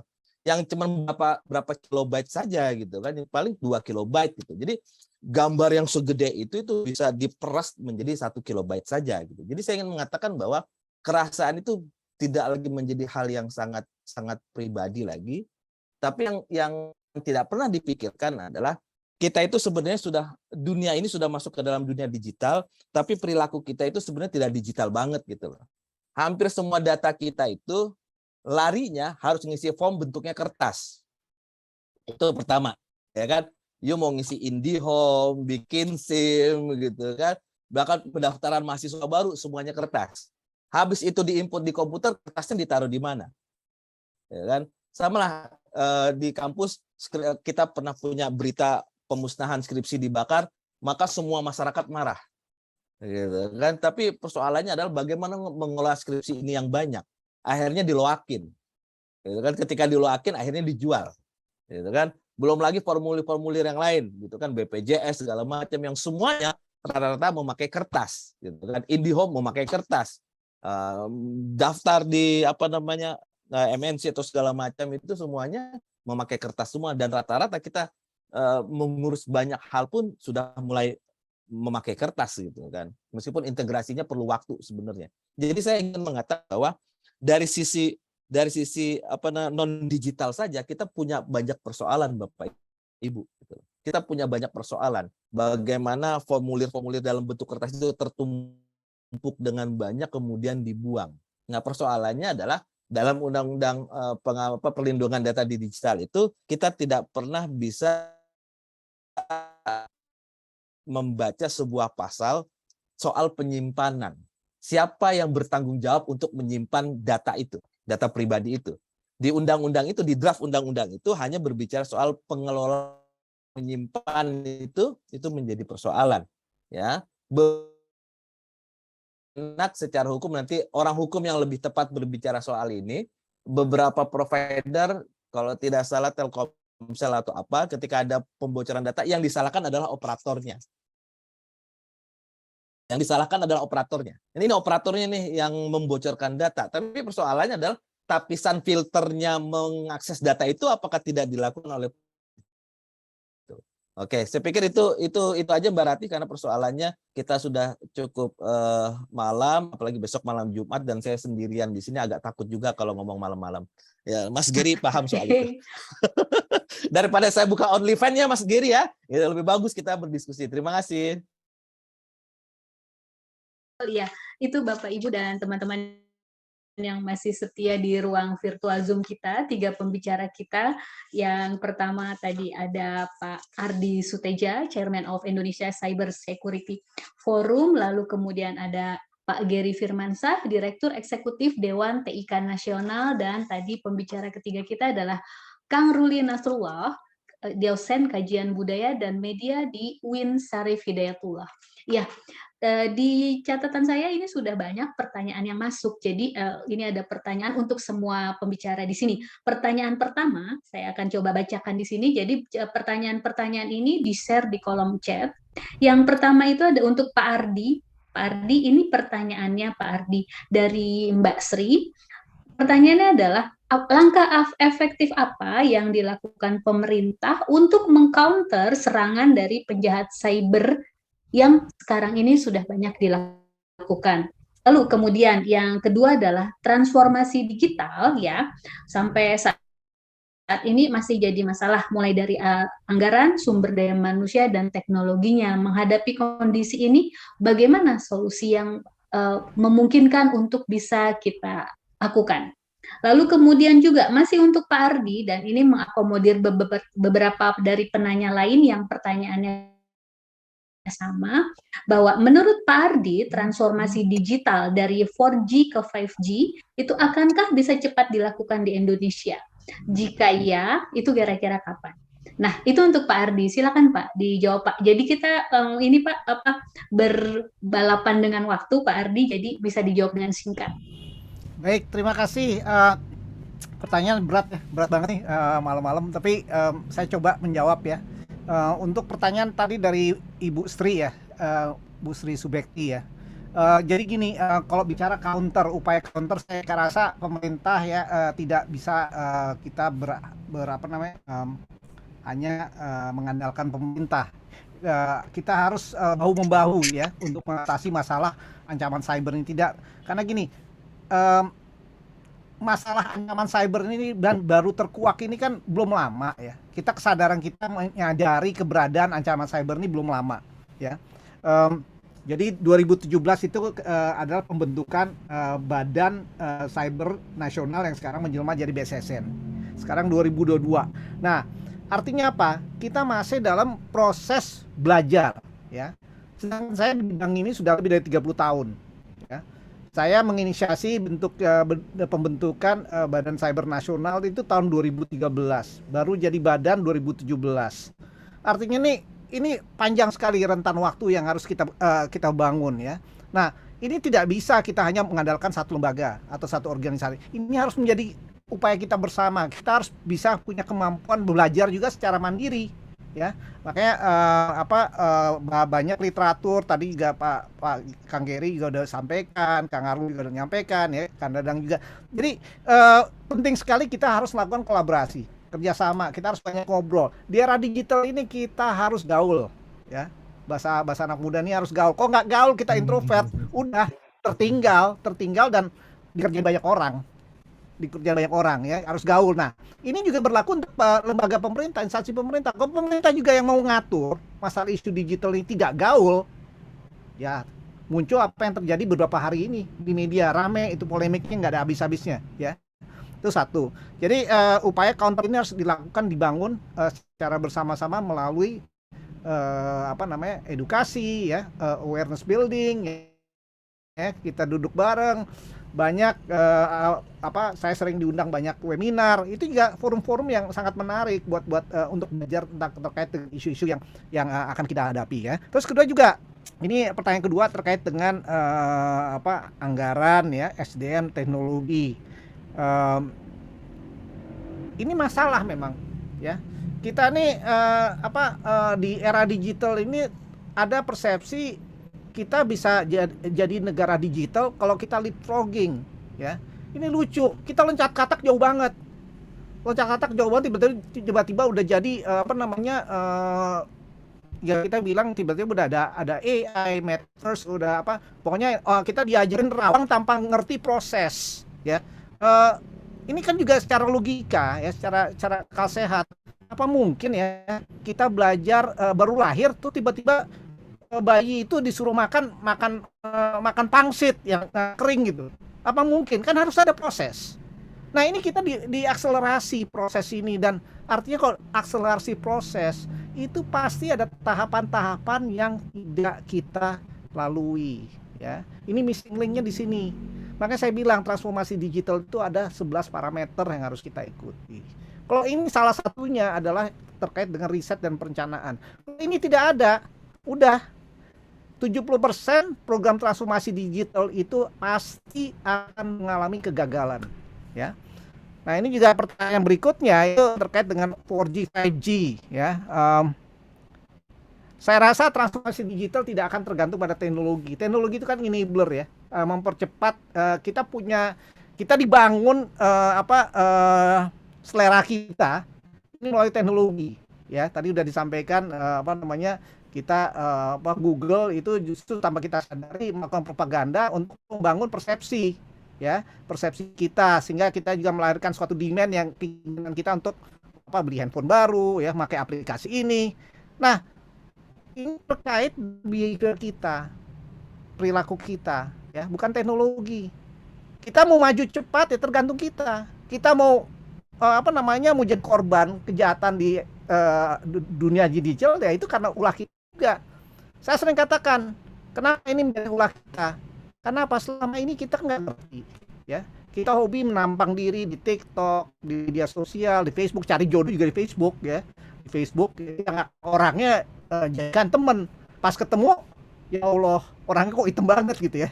Nah, ini terjadi gitu. Ini udah lama fenomena ini, cuman orang aja nggak sadar. Apalagi sekarang generasi yang sekarang ini tidak mau lihat persoalan ini.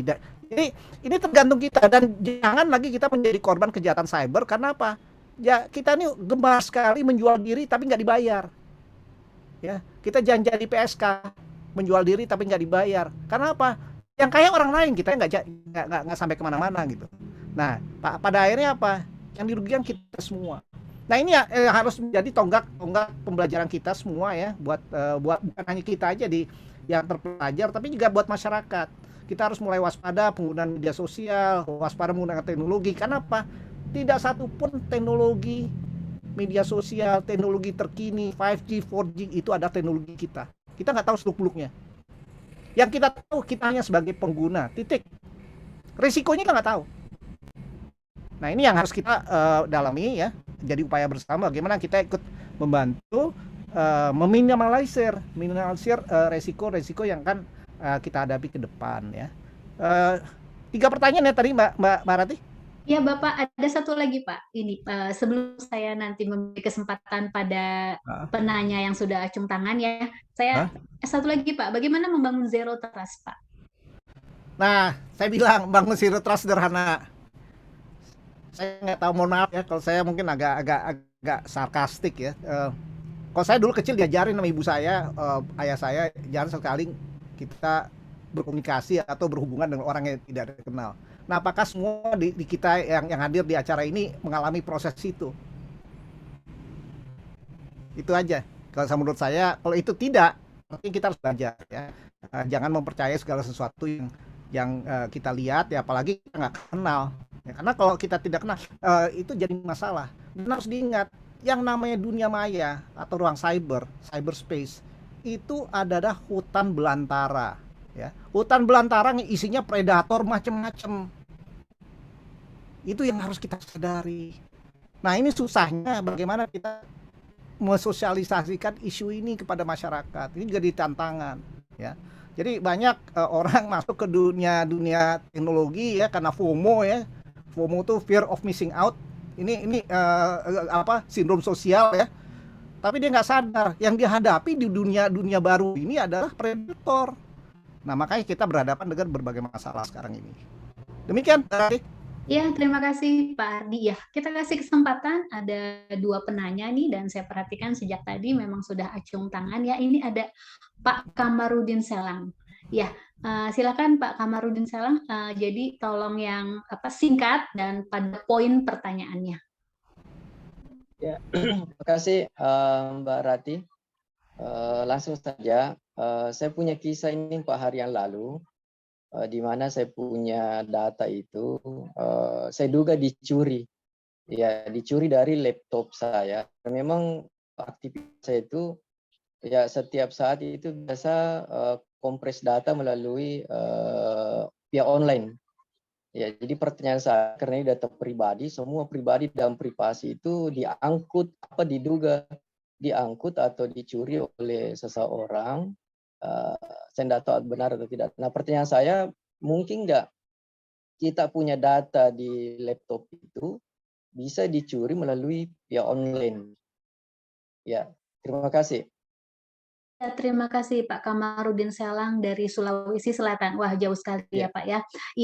Iya Pak Ardi dan Kang Arus sama Bang Dery mau bisa dijawab. Jadi masing-masing 1 menit untuk menjawab pertanyaan Pak Kamarudin Selang.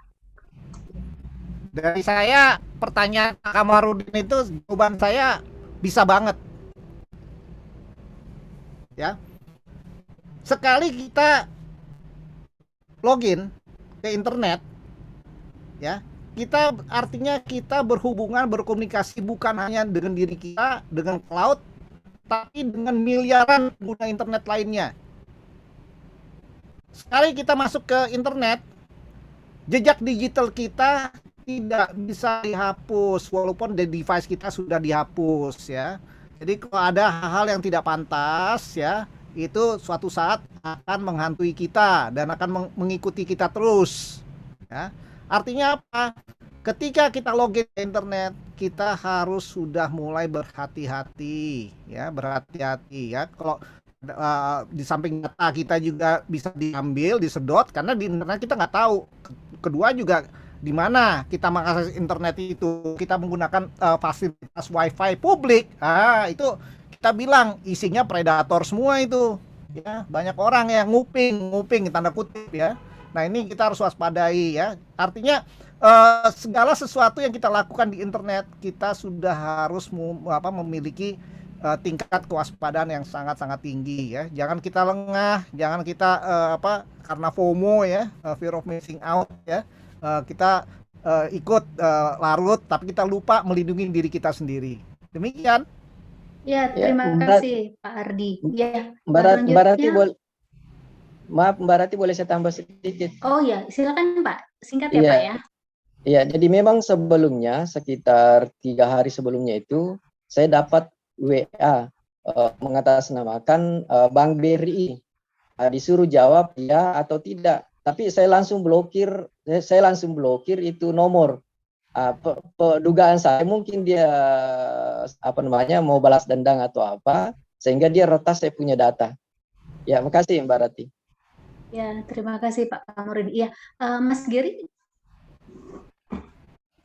silakan Mas mau menguatkan tadi jawaban pertanyaan Pak Ardi. Bagus. Jadi betul kata Pak Ardi. Jadi kita awareness terhadap security itu harus dibangun. Jadi apa yang di internet itu jangan selalu dipercaya langsung. Oh, ini ada fasilitas gratis untuk mengkompresi, ada fasilitas apapun. Nah, itu tuh kita memang harus punya awareness security tadi. Jadi begitu kita anggap trust, kita upload misalnya materi, tolong dikompres. Ada foto, tolong diedit misalnya dan segala macam. Artinya memang data kita sudah disimpan di sana gitu. Itulah yang kita tidak pernah sempat membaca disclaimer bahwa data itu boleh diedit, data itu boleh disimpan, itu boleh diperjualbelikan. Nah, itu yang kadang kita luput membaca. Jadi memang gap literasi membaca kita terkait hal-hal tersebut itu kadang kurang. Oleh karena itu pesan dari saya ya buat rekan-rekan semua yang hadir di sini ada 187, mari kita baca sama-sama terkait disclaimer, kemudian website yang mana yang baik dan tidak baik dan segala macam. Bahkan kadang WA nih habis pertemuan ini bisa saya tiba-tiba Pak Ardi, apa kabar Pak Geri dan segala macam, ujung-ujungnya apa, kan kita sering mendapat itu gitu ya. Nah, itu hal yang umum dan memang tugas kita lah sharing awareness itu ke 278 penduduk Indonesia tadi. Itu Mbak Rati. Terima kasih Mas Geri. Ya, kalau Kang Arul ya untuk kasusnya Pak Kamarudin sebaiknya kemudian kan sudah terjadi nih. Nah, apa yang harus dilakukan? Sebenarnya gini Mas Kamarudin, Mas Geri sama Mas Ardi itu nakut-nakutin doang. Ada caranya satu, berdoa kepada Tuhan atau Bapa Allah, semoga aib itu tidak dibuka gitu loh. Karena persoalannya adalah itu tadi gitu kan. Bisa jadi Mas Kamarudin itu bukan orang yang memberikan akses. Gitu loh. Bisa jadi itu gitu kan. Bisa jadi ada orang ngirimin dosen UMS joget-joget psiko videonya. Terus diklik tuh video, ternyata dalam video itu ditanemin skrip atau malware atau apa yang bisa di handphone tuh, bukanya di handphone gitu loh. Padahal di handphone nggak nyentuh laptop mati. Cuma karena akun Google-nya masuk ke situ gitu, pas buka laptop masuk ke situ. Atau pakai komputer orang lain dengan segala macam. Jadi benar pertanyaan Mas Kamarudin adalah tinggal bagaimana menggunakan data ini.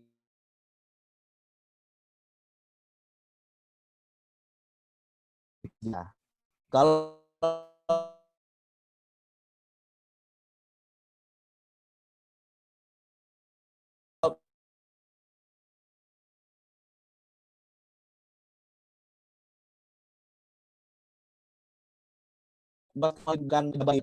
kita, Kang Aru, bisa nggak kalau saya tidak menginstal aplikasi apapun? Bisa tidak menginstal. Tapi itu tadi saya bilang bahwa setiap handphone itu punya backdoor. Untuk apa? Untuk merekam jejak perilaku konsumen dia itu seperti apa, gitu loh. Makanya kenapa harga lipat Samsung itu jauh lebih mahal 20 juta sekian, tapi yang beli banyak. Karena udah direkam gitu loh. Semuanya udah terekam semuanya, dan kadang-kadang kita terlalu bangga, ada penyimpanan gratis nih, Dropbox, semua ijazah di situ, foto rekening di situ, foto KK dengan segala macam naik, padahal itu adalah data yang disimpan, belum Google Drive dengan segala macam. Jadi buat saya itu tadi ketika saya berharap malam Jumat ini adalah webinar yang tidak nakut-nakutin, tapi itu adalah kenyataannya Mas Kamarudin. Makanya saya selalu bilang kebetulan kan saya ketua tim untuk literasi digital di Kominfo, kita bikinin 2 buku soal itu, kemudian di Kemdikbud juga untuk literasi digitalnya guru, masyarakat dan orang tua. Saya selalu mengatakan itu bahwa apapun ketika kita masuk dalam dunia digital, tolong hal-hal yang bersifatnya dalam tanda quote and quote gitu kan, yang melanggar agama atau apapun, bersifat pornografi atau segala macam itu jangan ditaruh di handphone. Meskipun niatnya untuk papa kan sering keluar kota nih, kadang-kadang papa kangen tompel mamah yang di leher gitu kan, buka jilbab lah dia, foto bareng lah dia, itu bisa masuk ke situ. Cuma persoalannya adalah si pemilik data itu ingin gunain data itu untuk apa gitu loh. Kan kita tahu siapa Thomas Kamarudin akan menjadi presiden kan 10 tahun yang akan datang, tiba-tiba menyimpan banyak foto dengan berbagai BO micetnya kan. Nah, itu bisa dibongkar itu di situ gitu. Nanti konsultannya bisa Mas Ardi tuh untuk mengantisipasi itu gitu. Ya, terima kasih. Ya, thank you. Makasih Kang Ahrul. Ya, Pak Kamarudin Salang di Sulawesi Selatan. Jadi itu jawabannya Pak. Jadi dari Pak Ardi tadi dijelaskan bahwa ya data itu bisa diakses oleh orang lain. Kemudian yang berikutnya adalah ya semoga saja data-data yang hilang itu bukan data-data yang kemudian pada akhirnya bisa menimbulkan kondisi-kondisi negatif yang nantinya kemudian bisa berpengaruh pada si yang punya data. Ya, saya lanjut lagi. Semoga tidak terjadi. Ya, makasih banyak. Ya, terima kasih. Ya, kita lanjut lagi. Ya. Kita lanjut lagi, yang berikutnya adalah Pak Sejahtera Sembiring. Silakan Pak, singkat ya Pak ya, apa yang mau disampaikan? Justru sebentar Bi, ini klarifikasi aja. Kalau menurut saya Pak ya, seperti tadi, kita tidak akan mungkin bisa hidup menghindari kejahatan cyber ini Pak. Sebagai contoh saya mungkin bagi 2 masyarakat Pak ya, masyarakat perusahaan misalnya Pak, perusahaan itu mungkin bisa membentengi diri, mungkin dari firewall-nya Pak, dia punya premise server, mungkin di cloud, di kebijakan di perusahaannya, belum lagi mungkin di depannya. Itu kan tentu butuh biaya banyak Pak ya. Apakah semua perusahaan kita bisa menjamin bahwa perusahaan punya dana untuk seperti itu? Kan gitu Pak ya. Nah, itu masalah perusahaan nih yang kita agak berbahaya. Belum lagi kita secara pribadi. Pengalaman saya sebagai contoh ya Pak ya. Saya kan bekerja sama dengan perusahaan. Jadi dengan biometrik ya Pak ya, kita sudah rekam biometrik. Jadi kita juga punya partner nih Pak. Kita bisa sudah tahu nih bagaimana perilaku seseorang. Jadi dengan big data, dengan algoritma, kita hanya memasukkan aja Bapak punya NIK, tinggal dijalankan algoritmanya Pak. Kita sudah bisa ketahuan nih Pak. Kita bisa ketahuan Bapak kemana saja selama ini, belanjanya apa, berapa rekening Bapak, sehingga ketika misalnya Bapak mengajukan kredit ya, nah itu sudah ketahuan nih apakah ini ditolak ataukah enggak atau diterima. Jadi maksud saya bahwa kita ini memang sudah benar-benar sudah dimonitor nih Pak. Jadi saya setuju dengan Pak Ruli tadi bahwa ya mungkin salah satu jalannya cuma berdoa aja sih Pak. Yang Bapak rahasia ya simpen saja kan gitu. Karena sudah ketahuan nih Pak kan gitu. Seperti polisi itu sudah kerekam semua nih Pak. Kita punya dengan biometrik, Bapak melakukan pelanggaran misalnya tinggal CCTV-nya diaktifkan, di run, udah ketahuan nih Pak siapa nih yang melakukannya, seperti itu sih Pak. Jadi cuma saya pengen apakah Bapak setuju atau enggak? Apakah mungkin kita bisa zero trust tadi? Apakah mungkin? Kalau saya sih enggak Pak ya. Cuman mungkin hidup berdampingan ya, resiko ya masing-masing sih Pak. Tinggal itu lagi sih Pak menurut saya. Itu sih Pak anggapannya. Ya, terima kasih Pak Sejahtera Sembiring. Ya, jadi tadi ya belum melupakan pendapat dan pemikiran Pak Sejahtera Sembiring terkait kebocoran data tadi ya Pak ya. Ya, terima kasih ya. Saya lanjut lagi. Ini ada pertanyaan dan pertanyaan ini menarik dan menurut saya ini sebenarnya menjadi pertanyaan semua yang hadir di ruang Zoom ini. Jadi pertanyaannya adalah bagaimana cara terbijaksana untuk membangun budaya digital yang sehat. Membangun budaya digital yang sehat ini mendasar tapi penting untuk kemudian bisa kita bangun di sini. Nah, kita mulai dari Pak Ardi dulu Pak, lalu nanti setelah Pak Ardi, Mas Geri, dan yang kemudian adalah Kang Arul untuk memberikan tips bagaimana membangun budaya digital yang sehat. Terima kasih Mbak Ratih. Memang ini pertanyaan sangat mendasar dan ini muncul hampir sejak belasan tahun yang lalu ya, lalu ini udah muncul ya. Zaman dulu itu ketika internet baru mulai heboh-hebohnya di Indonesia udah ada istilah namanya netiquette ya, etika berinternet ya.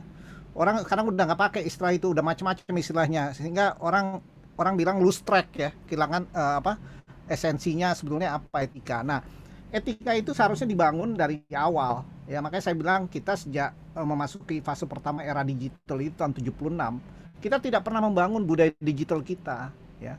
Bukan berarti ini terlambat ya, walaupun sudah ada banyak masalah, tapi tetap harus kita bangun.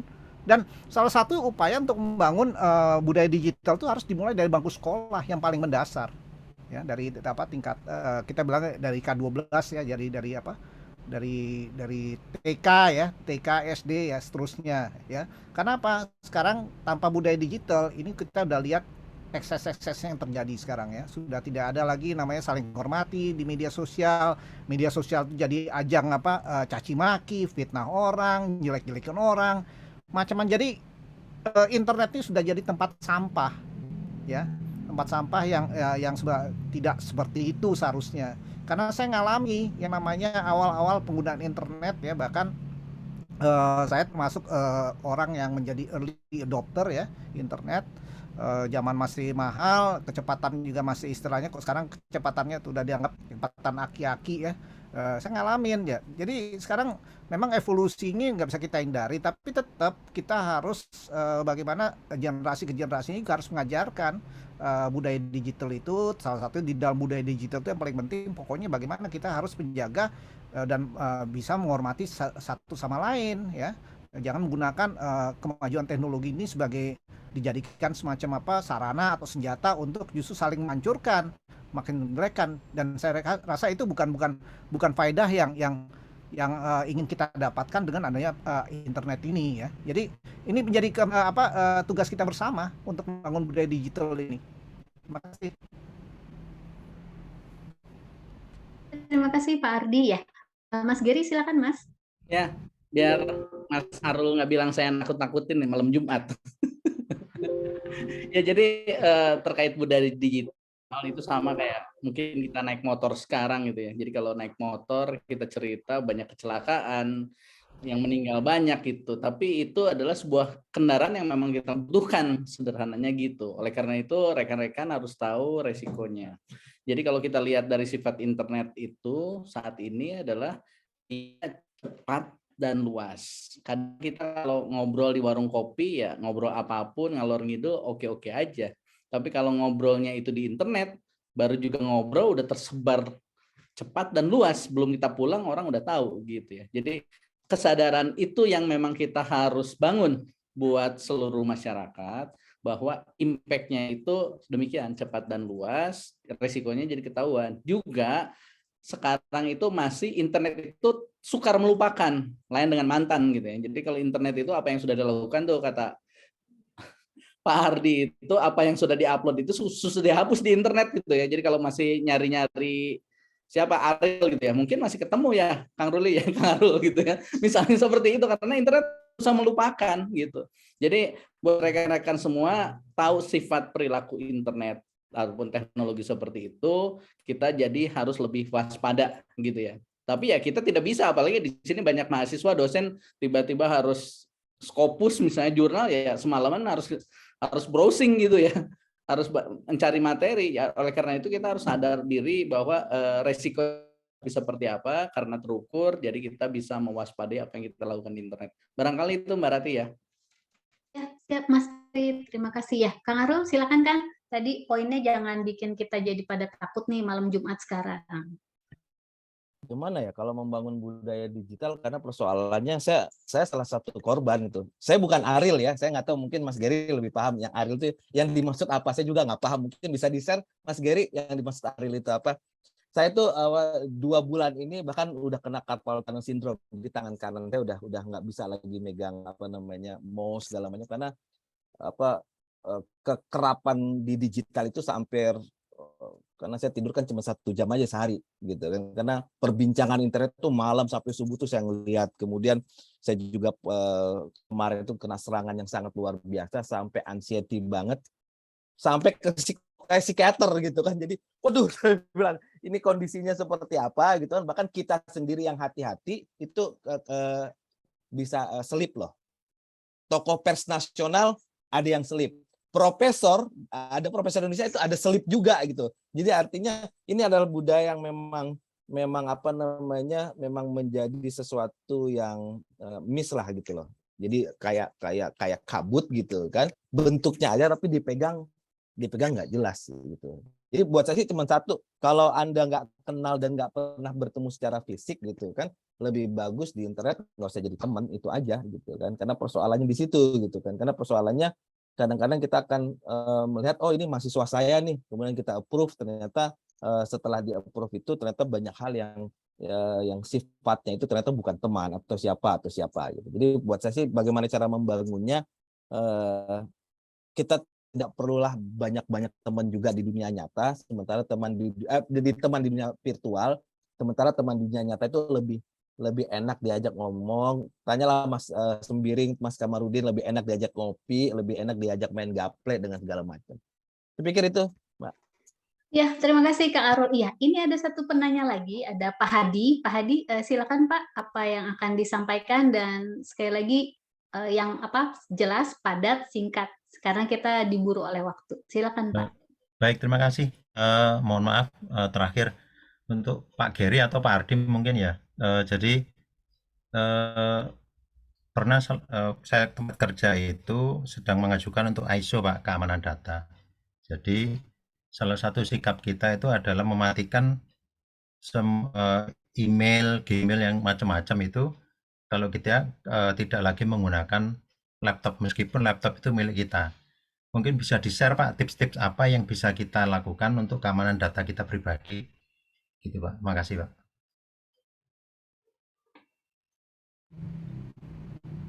Terima kasih Pak Hadi. Mungkin saya coba menjawab ya.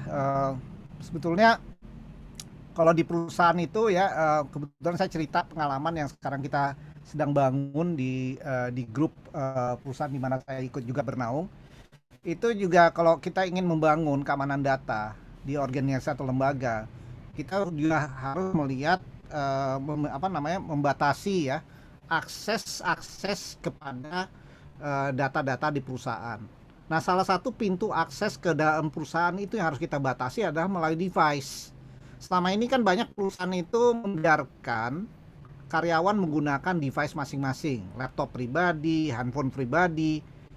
Mulai detik ini harus mulai dibatasi, ya, karena kita nggak tahu di device mereka ada dipasang aplikasi apa, kita nggak tahu dan tidak pernah diperiksa oleh tim keamanan IT di organisasi atau lembaga yang dimana kita bernaung ya. Nah, kita di kantor juga sekarang sudah mulai mengganti perangkat device mulai dari laptop sampai handphone itu dengan perangkat yang disediakan oleh kantor ya. Makanya sekarang itu namanya menjaga keamanan itu nggak murah, mahal. Kita harus invest ya untuk itu. Dan belum lagi di samping invest di perangkat, kita juga harus invest di pelatihan. Nah, ini mau nggak mau harus kita lakukan untuk menjaga agar jangan sampai data-data sensitif di perusahaan kita itu terkompromis atau terjadi dicuri orang ya. Karena hampir sebagian besar kejadian-kejadian yang sudah ada itu karena ketidaktahuan karyawan kita sendiri ya, menggunakan komputer yang terinfeksi dengan malware, virus, dia install aplikasi yang aneh-aneh di handphone dia, banyak aplikasi yang sebelumnya tidak perlu tapi isinya malware, macam-macam. Nah, makanya sekarang kita lakukan itu, Pak. Ini yang salah satu yang kita bilang transformasi digital, ya itu. Awal kita mengganti perangkat yang disediakan kepada karyawan, staf dan manajemen dengan perangkat yang dikeluarkan disediakan oleh kantor yang sudah tentunya dilengkapi dengan fitur-fitur ya, aplikasi-aplikasi pengamanan yang disediakan oleh kantor. Itu aja yang saya bisa cerita berdasarkan pengalaman yang sudah kita lakukan ya. Tentunya masih banyak tips-tips, cuma waktunya mungkin nggak cukup ya. Mungkin dalam kesempatan lainnya mungkin nanti bisa saya sharing lagi. Baik, Demikian. baik. Makasih Pak. Makasih Pak. Ya, terima kasih Pak Hadi. Ya, Pak Ardi, Mas Geri, dan Kang Arul, ada satu pertanyaan terakhir. Ini saya mengakomodir dari pertanyaan-pertanyaan yang masuk. Jadi pertanyaannya adalah, sebenarnya bagaimana sih regulasi yang sudah dimiliki Indonesia terkait keamanan data siber masyarakat Indonesia? Pak Ardi, Kang Arul, dan Mas Geri bisa tolong dijawab masing-masing 1 menit. Baik, regulasinya sebetulnya sudah ada ya. Kita sudah punya undang-undang ITE, itu jelas satu ya. Itu juga kami semua di industri ya, di teman-teman berjuang, teman-teman di perguruan tinggi, itu salah satunya undang-undang ITE. Terus juga berhadapan dengan kita bilangnya dalam waktu berapa minggu ya, mungkin dalam berapa hari ini kita sudah punya yang namanya Undang-Undang Perlindungan Data, Undang-Undang PDP ya, yang kemarin sudah lolos dari panja di DPR Komisi 1, tinggal menunggu sidang paripurna DPR. Insya Allah ini akan menjadi basis ya, landasan kita untuk bisa melindungi masyarakat dari dampak-dampak kebocoran data ya. Dan ini juga ada sanksinya, ada sanksi pidananya, ada sanksi dendanya, sehingga lembaga-lembaga yang mulai data-data pribadi ini juga harus mulai mawas diri ya, mawas diri, jangan sembrono ngelola data orang ya. Karena undang-undangnya sudah ada. Jadi sebenarnya kita nggak perlu takut ya. Undang-undangnya, regulasinya secara bertahap sudah mulai ada, walaupun agak telat, tapi kita perlu ya, tidak ada kata terlambat, tetap harus kita dorong untuk diadakan ya dan dipatuhi. Dan ini yang jadi tantangan berikutnya, bagaimana kita mensosialisasikan makna-makna atau isi-isi daripada peraturan-peraturan ini pada masyarakat. Karena saya yakin juga dari sejak dulu masyarakat kita kan malas membaca ya, malas memahami tentang berbagai aspek tentang hukum ya. Ini gimana? Ini tantangan kita ya, teman-teman di komunikasi nih, gimana kita menyampaikan aspek-aspek hukum ya, yang untuk melindungi diri kita, gimana kita komunikasi kepada masyarakat, masyarakat tuh mudah memahami ya. Ini menjadi tantangan tersendiri. Ini kan. Ya Pak Ardi, terima kasih. Mas Geri, tipsnya gimana Mas terkait regulasi Mas? Ya, tadi sudah dijawab secara clear oleh Pak Ardi ya. Jadi memang regulasinya sudah ada. PR-nya adalah memang awareness dari masyarakat untuk membaca. Saya satu dengan Pak Ardi. Kita bukan malas membaca atau nggak mampu membaca ya. Mungkin nggak diberi kemampuan untuk selalu eager untuk mencari tahu, itu yang poin penting di masyarakat. Jadi ada awareness, kemudian kalau ada apapun kita berusaha mencari tahu dengan baik, itu bisa memproteksi masyarakat. Soalnya kalau selalu belum ada aturan itu, belum ada aturan ini, sehingga akhirnya masyarakat yang jadi korban. Oleh karena itu tujuan kita nih rekan-rekan komunikasi, gimana cara kita sharing ke masyarakat. Ini loh yang harus dipersiapkan pada saat kita pindah ke era digital gitu ya. Gitu ya Mbak Rati. Ya, Mas Geri, terima kasih. Ya, Kang Arul silakan terkait regulasi. Kalau saya sepakat juga tadi kan draft PDP-nya sudah ada segala macam, kemudian juga berbagai kasus pun meskipun dengan nggak pakai ITE ataupun nggak pakai PDP itu sudah banyak kasus tuh, kasus ini. Jadi saya pikir nggak terlalu tidak terlalu khawatir bahwa pemerintah juga, karena saya bolehlah mewakili pemerintah untuk mengatakan bahwa kita udah banyak regulasi yang memang disiapin untuk itu gitu, dan perlu membanggakan diri juga bahwa kasus ini tuh tidak hanya terjadi di Indonesia, itu aja, bahkan even di Amerika sendiri pun, di Jerman dan Inggris pun itu banyak sekali persoalan-persoalan perlindungan data pribadi yang memang perlu regulasi yang memang yang perlu cepat gitu. Cuma kan bedanya adalah sistem politik. Kalau di luar itu kan cukup tanda tangan senator berapa udah bisa dijadikan regulasi segala macam. Terima kasih sih Mbak. Ya, terima kasih. Ya, semua yang sudah kita diskusikan itu adalah hal-hal yang semoga bisa menjadi tambahan informasi kita ketika kita nanti akan berbagi data melalui ruang digital. Dan dari diskusi kita hari ini saya coba simpulkan. Yang pertama, untuk membangun zero trust, jadi kita harus hati-hati dalam berbagi informasi, itu dimulai dari keluarga. Jadi bahwa komunikasi keluarga itu perlu untuk selalu dikedepankan. Dari keluarga inilah hal-hal yang sifatnya sensitif itu bisa mulai disampaikan pada anggota keluarga. Lalu yang berikutnya adalah kita sebaiknya gitu ya, berusaha untuk sepelit mungkin membagi informasi pribadi kita melalui ruang digital. Lalu kemudian yang berikutnya adalah kita harus bijak bermedia digital dan memikirkan secara mendalam, perlu nggak sih kita menyampaikan informasi terkait diri kita ini meskipun di media sosial punya kita sendiri. Nah, itu kesimpulan dari diskusi kita malam ini. Dan satu lagi, regulasi kita sudah punya. Nah, tinggal bagaimana kemudian kita ya bersama-sama. Jadi tadi saya menyetir apa yang sudah disampaikan Pak Ardi, bahwa cyber security is everyone's business. Jadi ini keamanan siber itu adalah kewajiban kita bersama untuk peduli, dan kemudian kita menindaklanjutinya dengan langkah konkret dimulai dari diri kita sendiri. Jadi itu hasil dari diskusi kita malam ini. Semoga bisa mencerahkan apa-apa yang sudah dipaparkan oleh 3 pemateri. Saya Rati Siti Aminah mengucapkan terima kasih untuk semua yang hadir di sini, dan terima kasih juga untuk pertanyaan-pertanyaan yang masuk. Dan selanjutnya saya kembalikan pada MC Mbak Irsya. Silakan Mbak. Ya, terima kasih kepada Mbak Rati Siti Aminah. Teman-teman masih pada semangat kan ya semuanya? Yang ditunggu-tunggu, di akhir sesi acara webinar malam hari ini, saya akan mengumumkan 3 pemenang giveaway yang sudah memberikan pertanyaan dan tanggapannya luar biasa banyak. Udah closing masih ada 15 pertanyaan ternyata yang belum terjawab. Oke. Langsung aja, 3 penanya terbaik hasil dari webinar malam hari ini. Yang pertama, selamat kepada Bapak Kamarudin. Boleh dikasih tepuk tangannya semua peserta.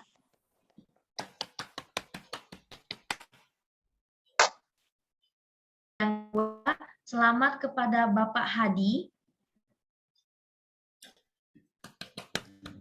Ya, selamat Pak Hadi. Dan yang terakhir, selamat kepada Ibu Sri S. Ya, Mbak Sri, selamat. Baik. Boleh di on cam untuk para pemenang.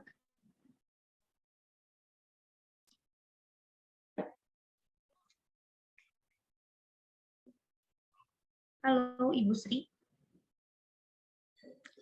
Ya, Ibu Sri sebagai salah satu pemenang, 1 dari 3 pemenang, tolong dibuka kameranya Ibu, kita berfoto bersama dengan semua peserta juga. Silakan.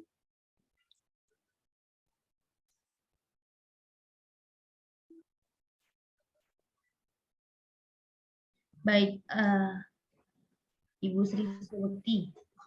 Iya, selamat Ibu.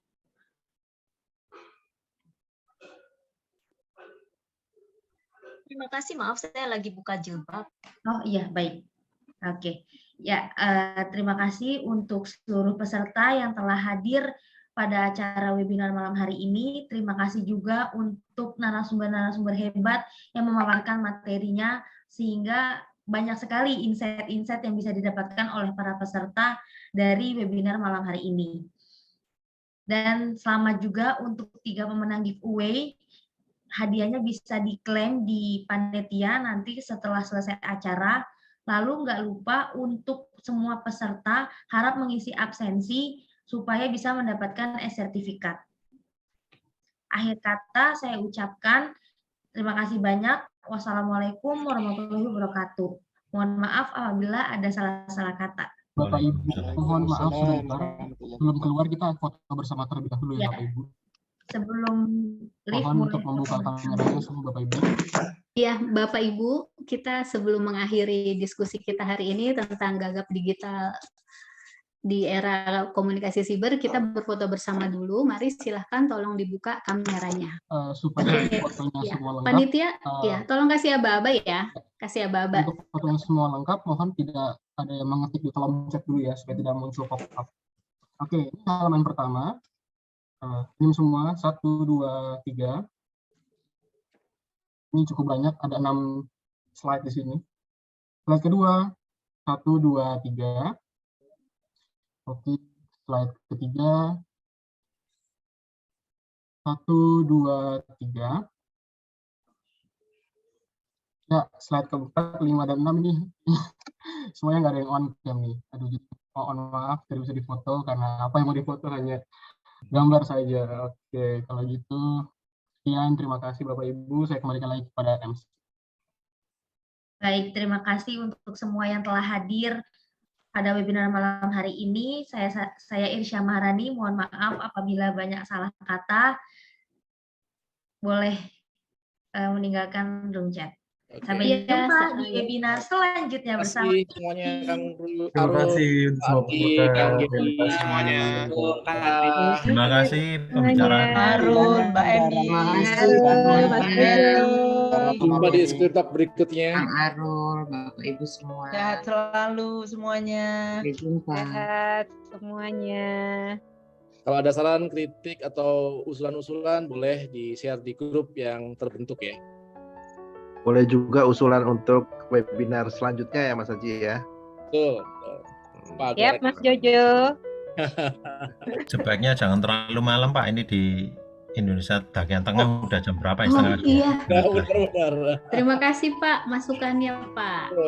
Oke Pak. Betul ya, ini udah ada yang jam berapa di situ? 10. 11 juga jangan. Baik, jam 10 kok di Indonesia Tengah, belum malam. Dan di Papua? Yang timur 11 ya? Jam 11. Mas Gunawan sih emang suka tidur malam. Ya Pak Rihat, terima kasih sudah hadir di diskusi kita hari ini Pak Rihat. Mudah-mudahan ISKI di daerah juga bisa melakukan kegiatan. Kalau ada kegiatan juga bisa diinformasikan ke kita untuk kita promosikan bersama ya. Baik, izin live. Iya, saya juga izin live ya. Oke, Mas Aji, Mas Jojo, dan teman-teman panitia, lalu semua peserta. Sukses Saya izin semua. live dulu. Selamat malam. Selamat istirahat. Selamat istirahat. Haji. Happy weekend. Terima kasih.